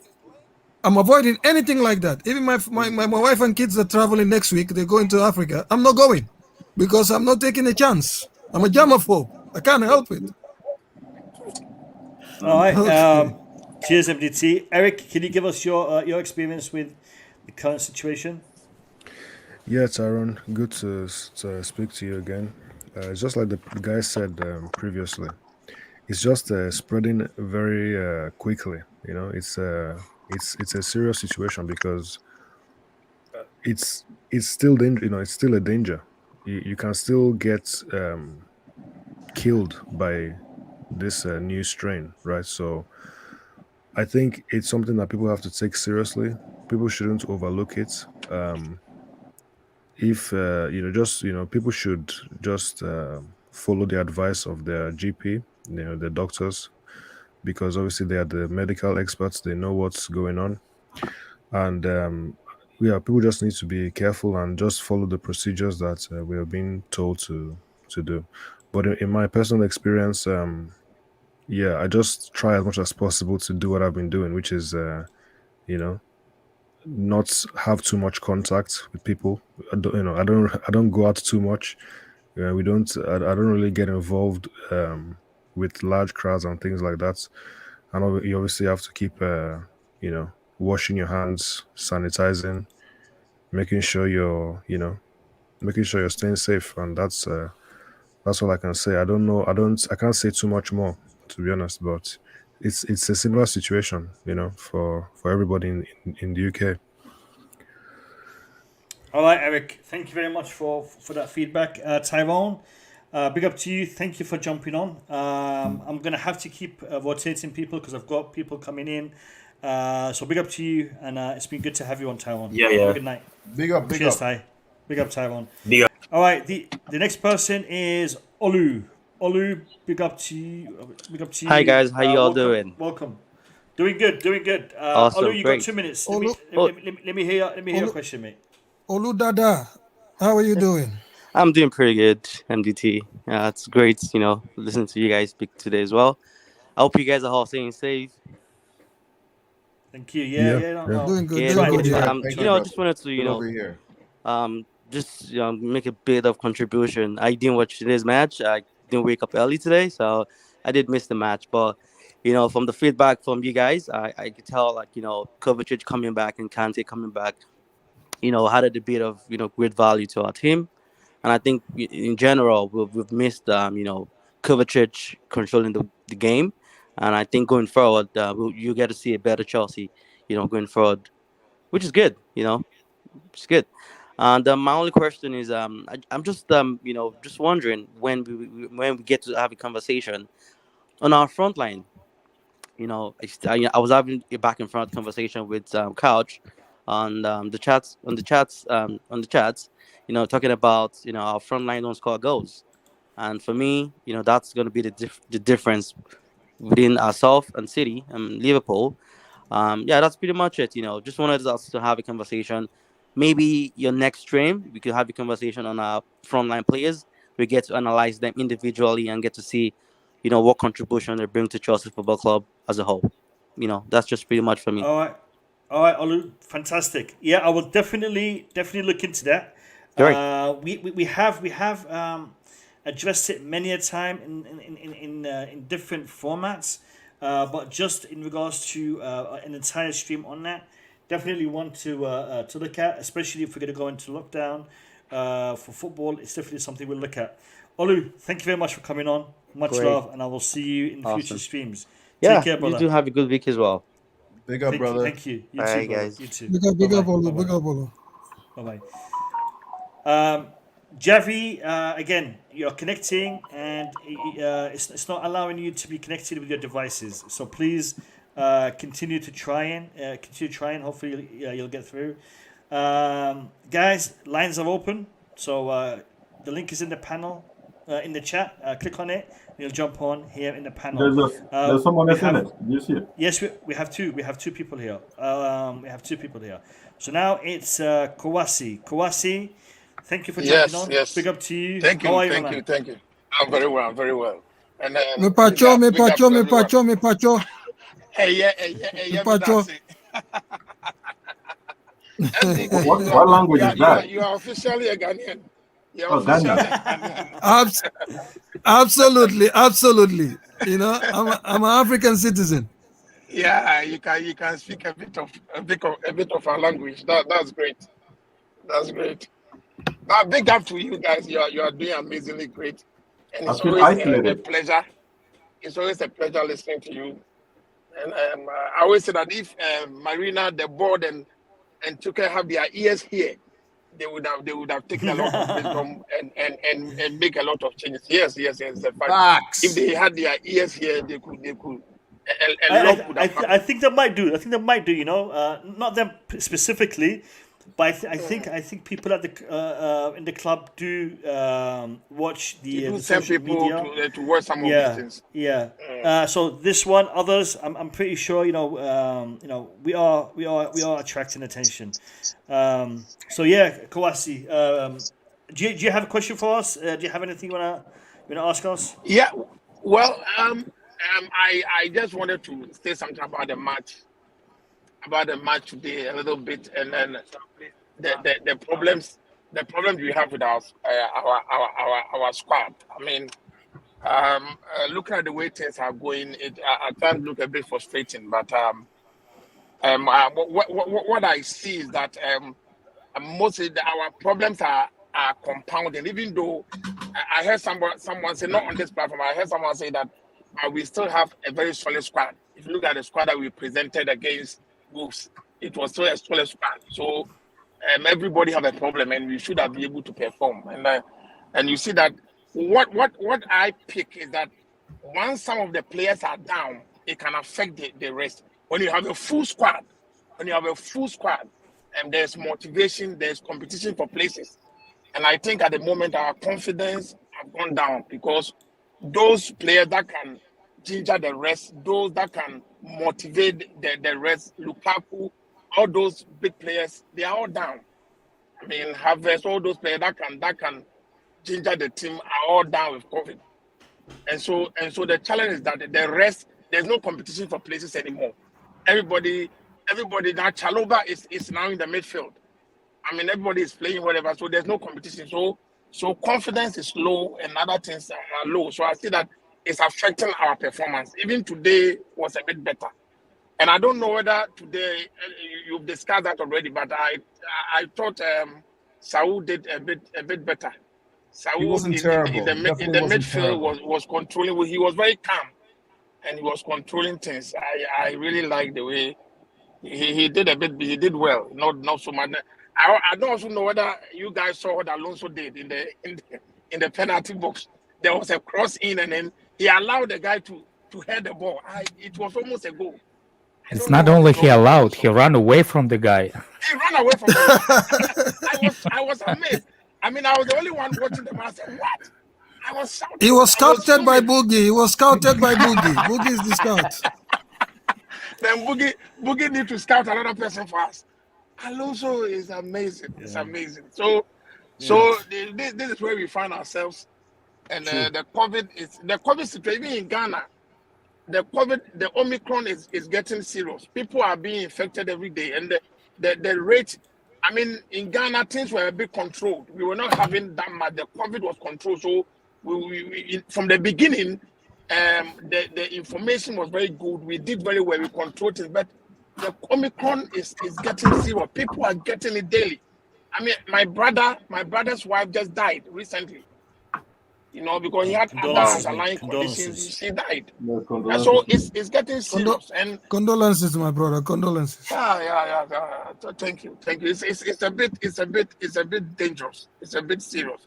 So, like we were discussing, I don't go out very much. I don't go out that much. I'm always indoors, and I do everything online, like you all do. I don't start like MDT was saying. You will never find me outside. No. But I've also taken all my vaccines and my boosters, everything, and I'm indoors most of the time. So I keep, my wife goes out more, so I keep warning her that please. If you don't mind me asking, is vaccine? Can you have a vaccine, or is there a choice, or no? It's a choice. It's a choice. I mean, no, I mean, like if you want to, can you have it, or it's hard to get? No, if you want it in Ghana, you can get it. Oh, okay. If you want it, you can get there. They are designated. Even there are designated places that you can go, and then designated health centers and hospitals that when you go is there. It's there.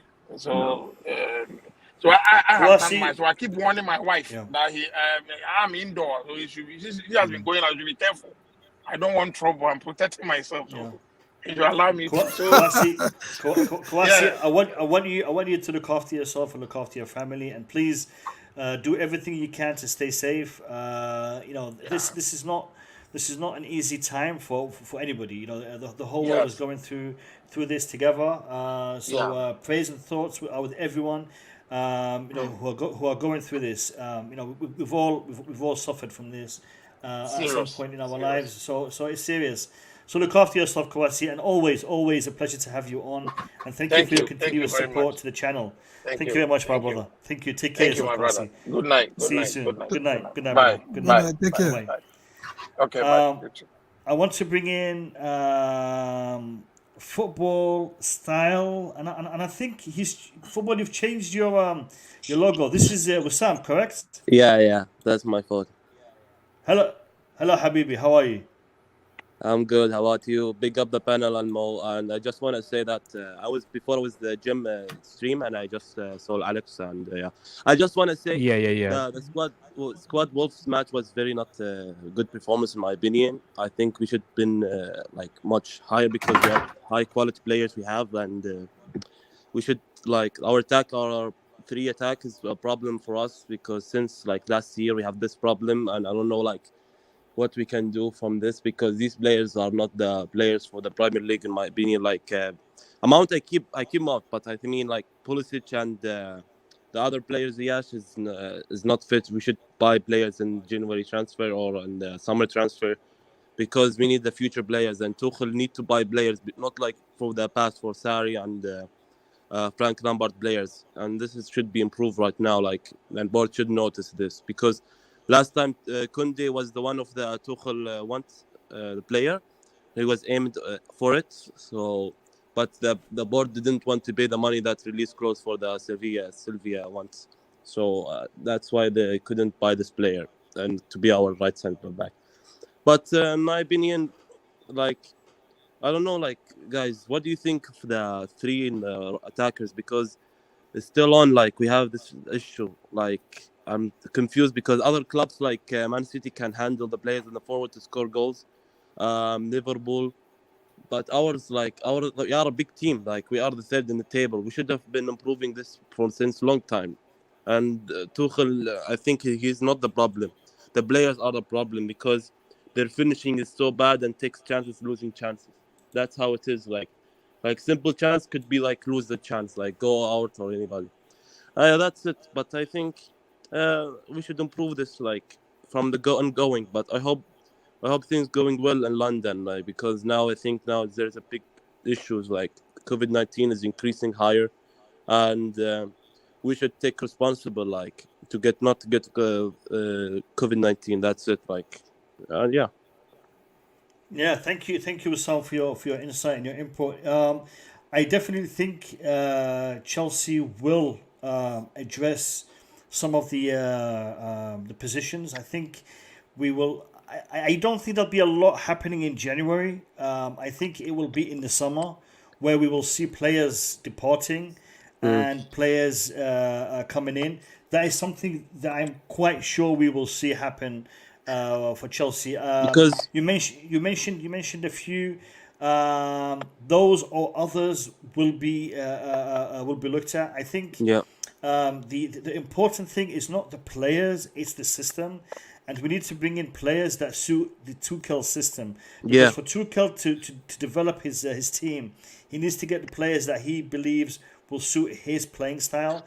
And I think, for example, now Alonso, one of those players that are making it make us issues right now in this left wing back.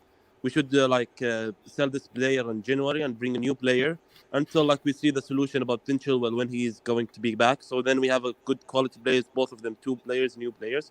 like full back and training like Prince Chilwell and the new player like the Yeah. Everton left wing back. So I don't know, like Yeah. In regards, sorry, Mark. Just can I one just comment. say, That sorry. I'll let you come in. In regards to selling anybody in January, I don't think it's advisable to sell anyone unless you bring in their replacement again in January. So we'll have to see in respect to that. Go on, Mo. Yeah, I believe I understand where you're coming from. We need more goals from them, but I believe that after the manager work with them, Tuchel is a meticulous manager. He follow a methodology. He doesn't rush things. He wanted to give all these players the chance to see where they stand. He will make up his mind in the summer because he came in January, you remember? So he wanted to give everybody a chance. He believed in them. So if they don't take their chances, the forward line, they have up to June to prove themselves. If they don't, there will be changes. And also, be careful with criticizing Alonso. He's the guy that scout him is on the panel. But I have a question for him. Like, you came in and you said we need to improve our front line, and then that's the idea. That's why you came in on the stream, right? Yes. Then you turn around bashing Alonso. I didn't like it too much. That's all I want to add. If we want to talk about the front line, let's keep it front line. Okay? Boogie. Wissam is from my part of the Gulf. park. You know, he's from the Middle East. Yeah, so don't be getting tough with my man. Okay, you know, relax. Welcome, man. No, what I would like to add to it is, listen, when GT answer the question one way or the other, I just think they need to work on it. They're really, really talented. We have talented kids up from there. Why they're not scoring, I have no idea. But they need to train. They need to work it. It has to. It will come at one point. That's all it is. Need some more ball knowledge. I know now. Like, look at our left wing back and the right wing back. Before, like when Pincho was not injured, they are the guys who scores goals for us. Like, and the defenders, like the forward is like non-existent right now. Like, you can see the match against Wolves. Like, Pulisic is like I can't see him. What's the point that every game he came and not doing nothing for us? That's it. Can I answer you? You can answer. Go ahead. So here's the situation.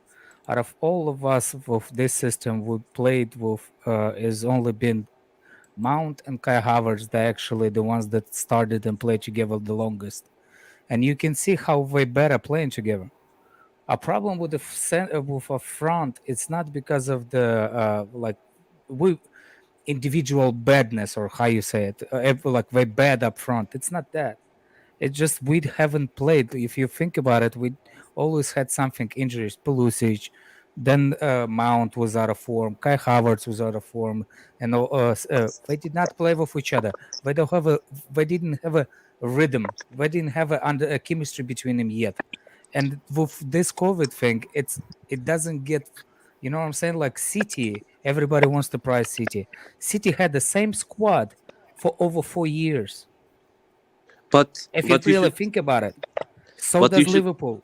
You should know that from the start of this season, they were together. Like some changes coming, like on the forward line, and you should be used to this chemistry and not taking long time for it, because the time is going fast, and we should be like. That's what I'm saying. Pulisic, Mount, and Timo Werner was the ones that usually started for us. One issue is we've had a massive addition to our attacking lineup, and that is in Romelu Lukaku. However, because of the injury and because of the situation we find ourselves in, he's not been able to give us the results and the performances that we were looking for. So, you know, there are a lot of aspects. There are a lot of things that need to be looked at.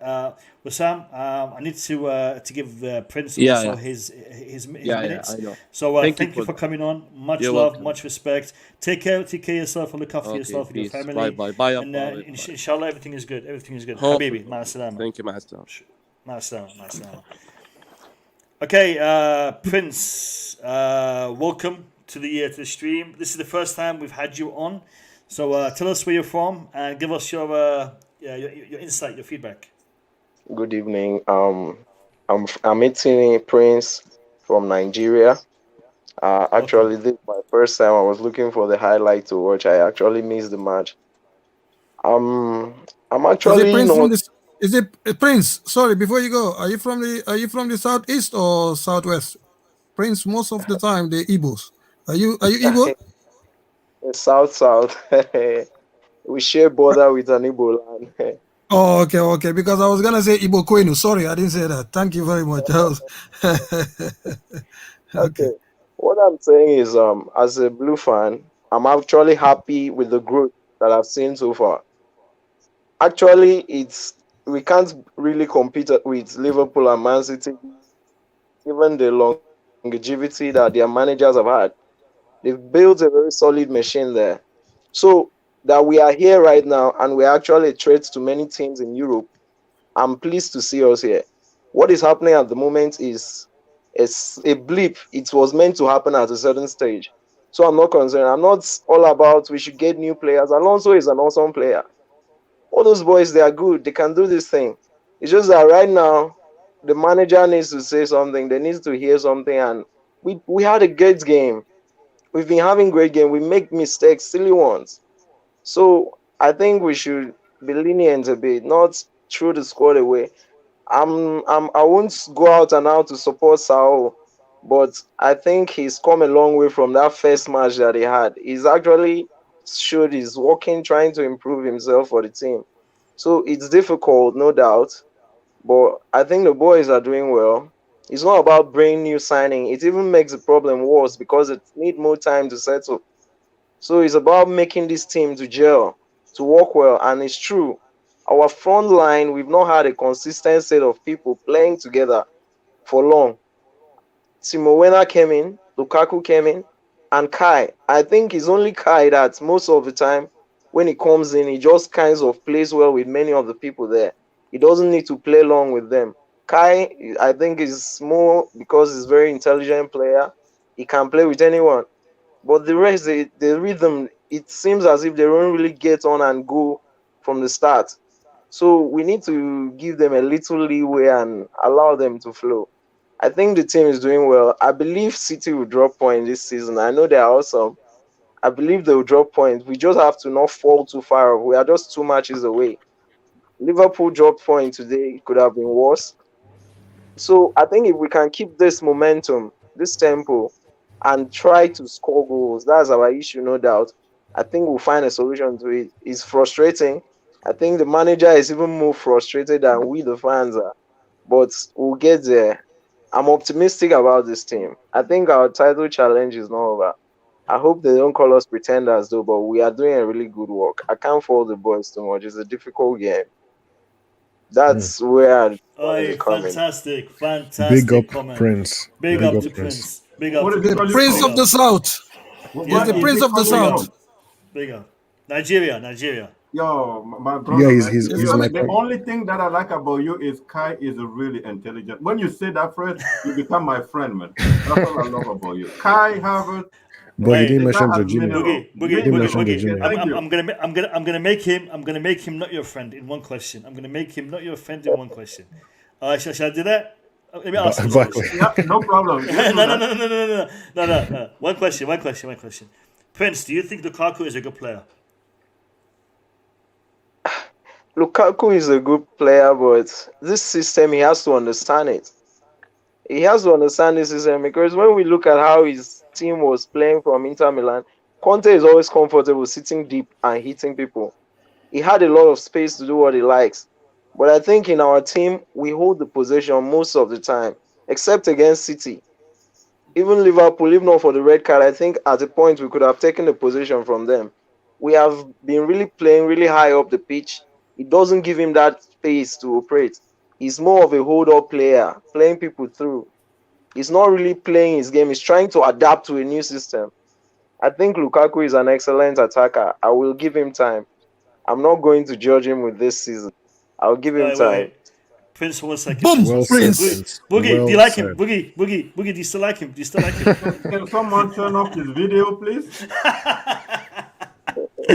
Boom, Prince. No. What he said makes sense. Listen, I respect your view, and you, like you said, He is in a transition. He's trying to adapt to a new system. It will take a long time.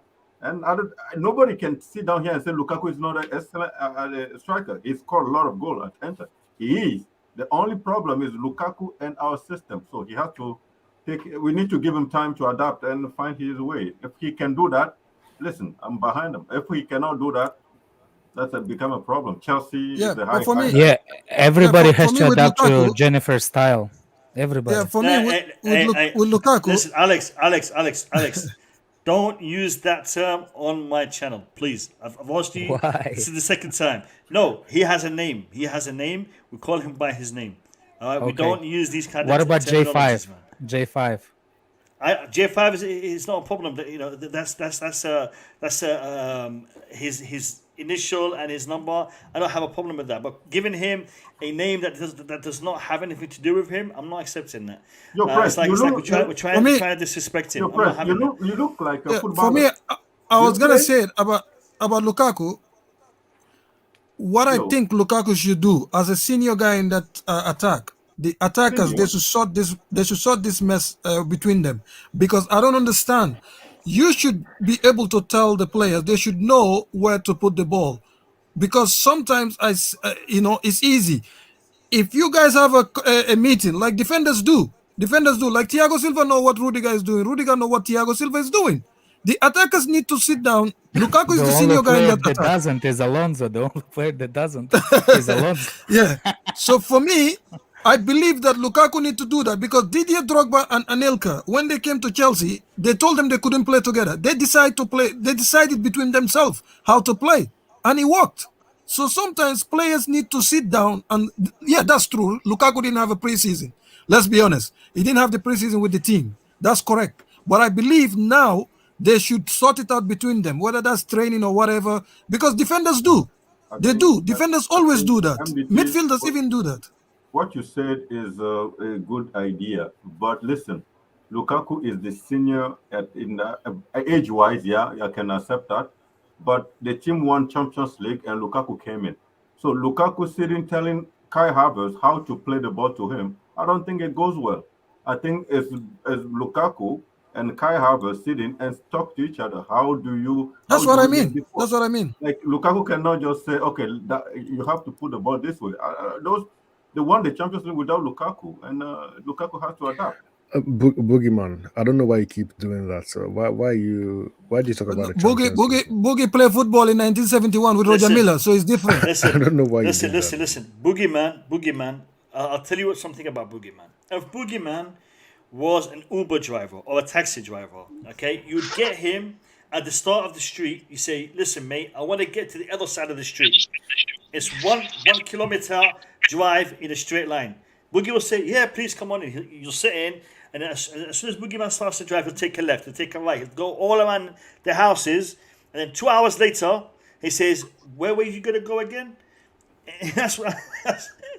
So Boogie, regarding Lukaku, just back off, man. Give him a season. Give him till the end of the season, and then judge him. Yeah, and then judge him. Yeah, Prince. Prince. Thank you very much for joining Your Highness. the stream. Thank you for coming, Your Highness. I know. You clicked on this. You clicked on this because you thought it was a highlight video. But I'm sure you're happy that you clicked on it and you joined this debate. Welcome to the Blue Lounge family. It's great to have you on. It was really a pleasure getting your insight, and I hope that we'll see you in future streams, my brother. Take care of yourself and look after yourself. And subscribe. Take care, Prince. Yeah, come back again, man. Take care, Prince. Have a good day. Cheers, brother. Good night. All right, boys. I really enjoyed that. Some good insight. No, that's it. I've taken the link off. It was a good conversation we've had with the people. Really happy that they came on. Prince was talking sense, man. That's why I asked him about Lukaku, because I knew he was going to talk sense. No. What you say too. Mo, let me tell you this. Francophone Africa is the smartest part of Africa. The Anglophone Africa is smartest part of Africa. The Francophone are the ones holding us back. Yeah, exactly. The Francophones are the one holding Africa back. So Boogie is part of the Francophone Africa. So you see, Prince, is Anglophone. Eric is Anglophone. I'm Anglophone. So just you can tell the difference, the Anglophone and Francophone. Whatever MDT just said, guys, ignore it.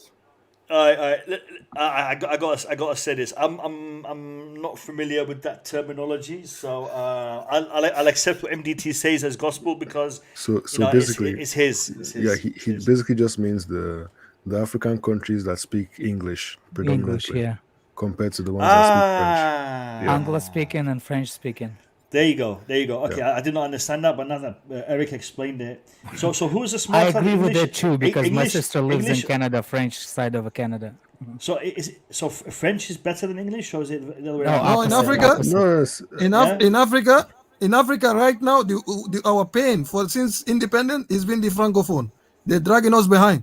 We want to move forward, but Francophone, they're difficult. You see how difficult Boogie is? That's every Francophone. Like I said, my sister lives in the French side of Canada. I can agree with MDT. Your sister living in Canada has nothing to do with Africa, man. Well, she's a French one. She speaks French. She speaks French. No, but Canada, French. You just proved MDT's point. You just proved his point. African, English, or whatever. It's the same, man. It's the same, man. All right, listen, guys, we'll be MDT back. is just trying to go on my nerve. But listen, We'll man, be we love back. our We'll be- English brothers also. Yeah. We do. I can't say the same about the French, but I'm joking. Yeah. I'm not gonna go there because if I go there, I'm not gonna get back pretty easily. Anyway, so guys, we will be. Jim is in the chat. I didn't see that. Jim is in the chat. He's sitting next to Kasim. Who's sitting next to me? Oh, Boogie Kaku. Jimmy. All right, big up to Jim. Big up to GNA TV. That's Big up my to new GNA name, TV. Boogie Kaku. Yeah, Boogie Kaku. Hey, I thought we can't guys. call people's names. Yeah, no, but Boogie we can. He makes an exception. Okay. Makes an exception. No, That's listen, guys, for real.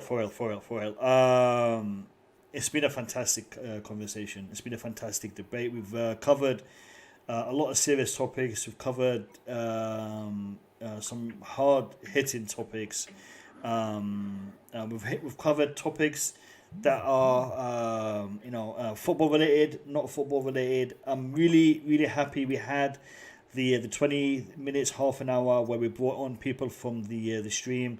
It was a good conversation, a good debate. I try to do that every stream, but I don't normally get the response that we require. I mean, I literally put the link in the chat for 10-15 minutes and nobody jumps on, but today we had a good response, which makes it worthwhile for me to set some time for that.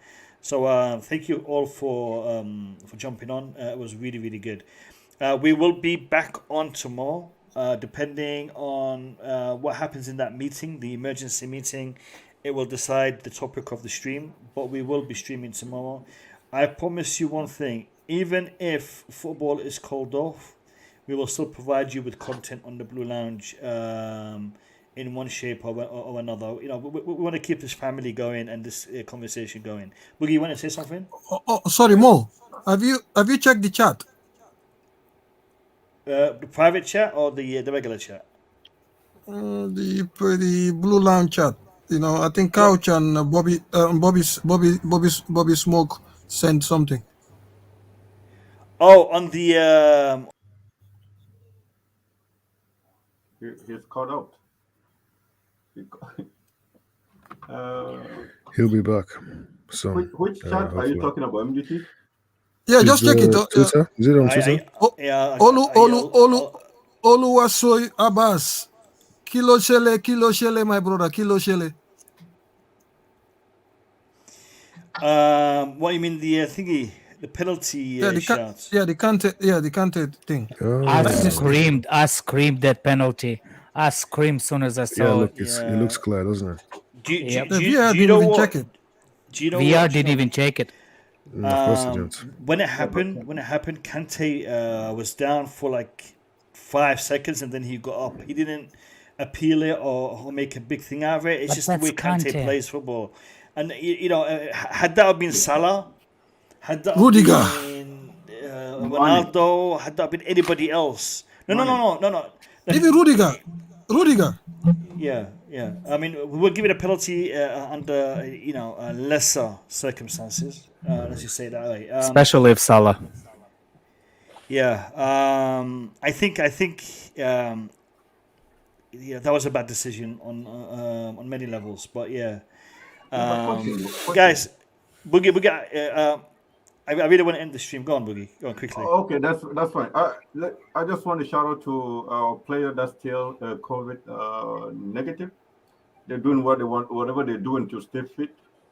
We gotta thanks them. And the other one that are having a problem, I don't know if by luck or they just don't care really taking all the precautions. But I mean, they have to help the team so we can have something and at least handle this difficult time. We don't want to lose touch at Manchester City. That is not what we want to do, and we hope they all take these things seriously. Whoever is not vaccinated, it's not my problem, but at least they need to do all they can to stay COVID negative, so we can. We're fine. Can you recommend vaccines on the channel, Kazim? There's a news for Liverpool. Liverpool's Alcantara suspected to be positive. All right. Liverpool. So, I don't understand the answer. What is Redneck ask, and what did you? We're not supposed to use that word here. Is that what it is? We're not supposed to. No. He said, can we recommend vaccines on this channel? Oh. And I said no. Okay, good. Yeah, I don't want to go down that path. Yeah, I just shout out to the one that is trying to keep. No. It's people's choice. People decided to do whatever they want to do. That's all it is. Yeah, but I need to thank the one that are COVID positive, man. Whatever they're doing, they need to keep it. Rudiger, especially like that kid. Whatever he's doing, we need him so badly. He need to stay fit for this team at least. Yeah, I just want to say I want to end the stream on one statement. Thank you all for being here. Everybody on this panel, everybody in the chat, everybody who's taken part. But I started this stream by saying something. I started by saying, we need to back our team. We need to support our team and our squad. And I'm gonna end the stream on one fact, and that is this. Tuchel made a promise last season, and he said that we will be hunting Manchester City next season. We will be hunting them. We will be challenging them for that title. And as far as I'm concerned, he has done everything in his power to keep his promise so far. And that is all I can ask of him. Thank you everyone for being here. Thank you everyone for taking part. We will see you tomorrow evening. Have a good night. Stay safe. And peace. Peace.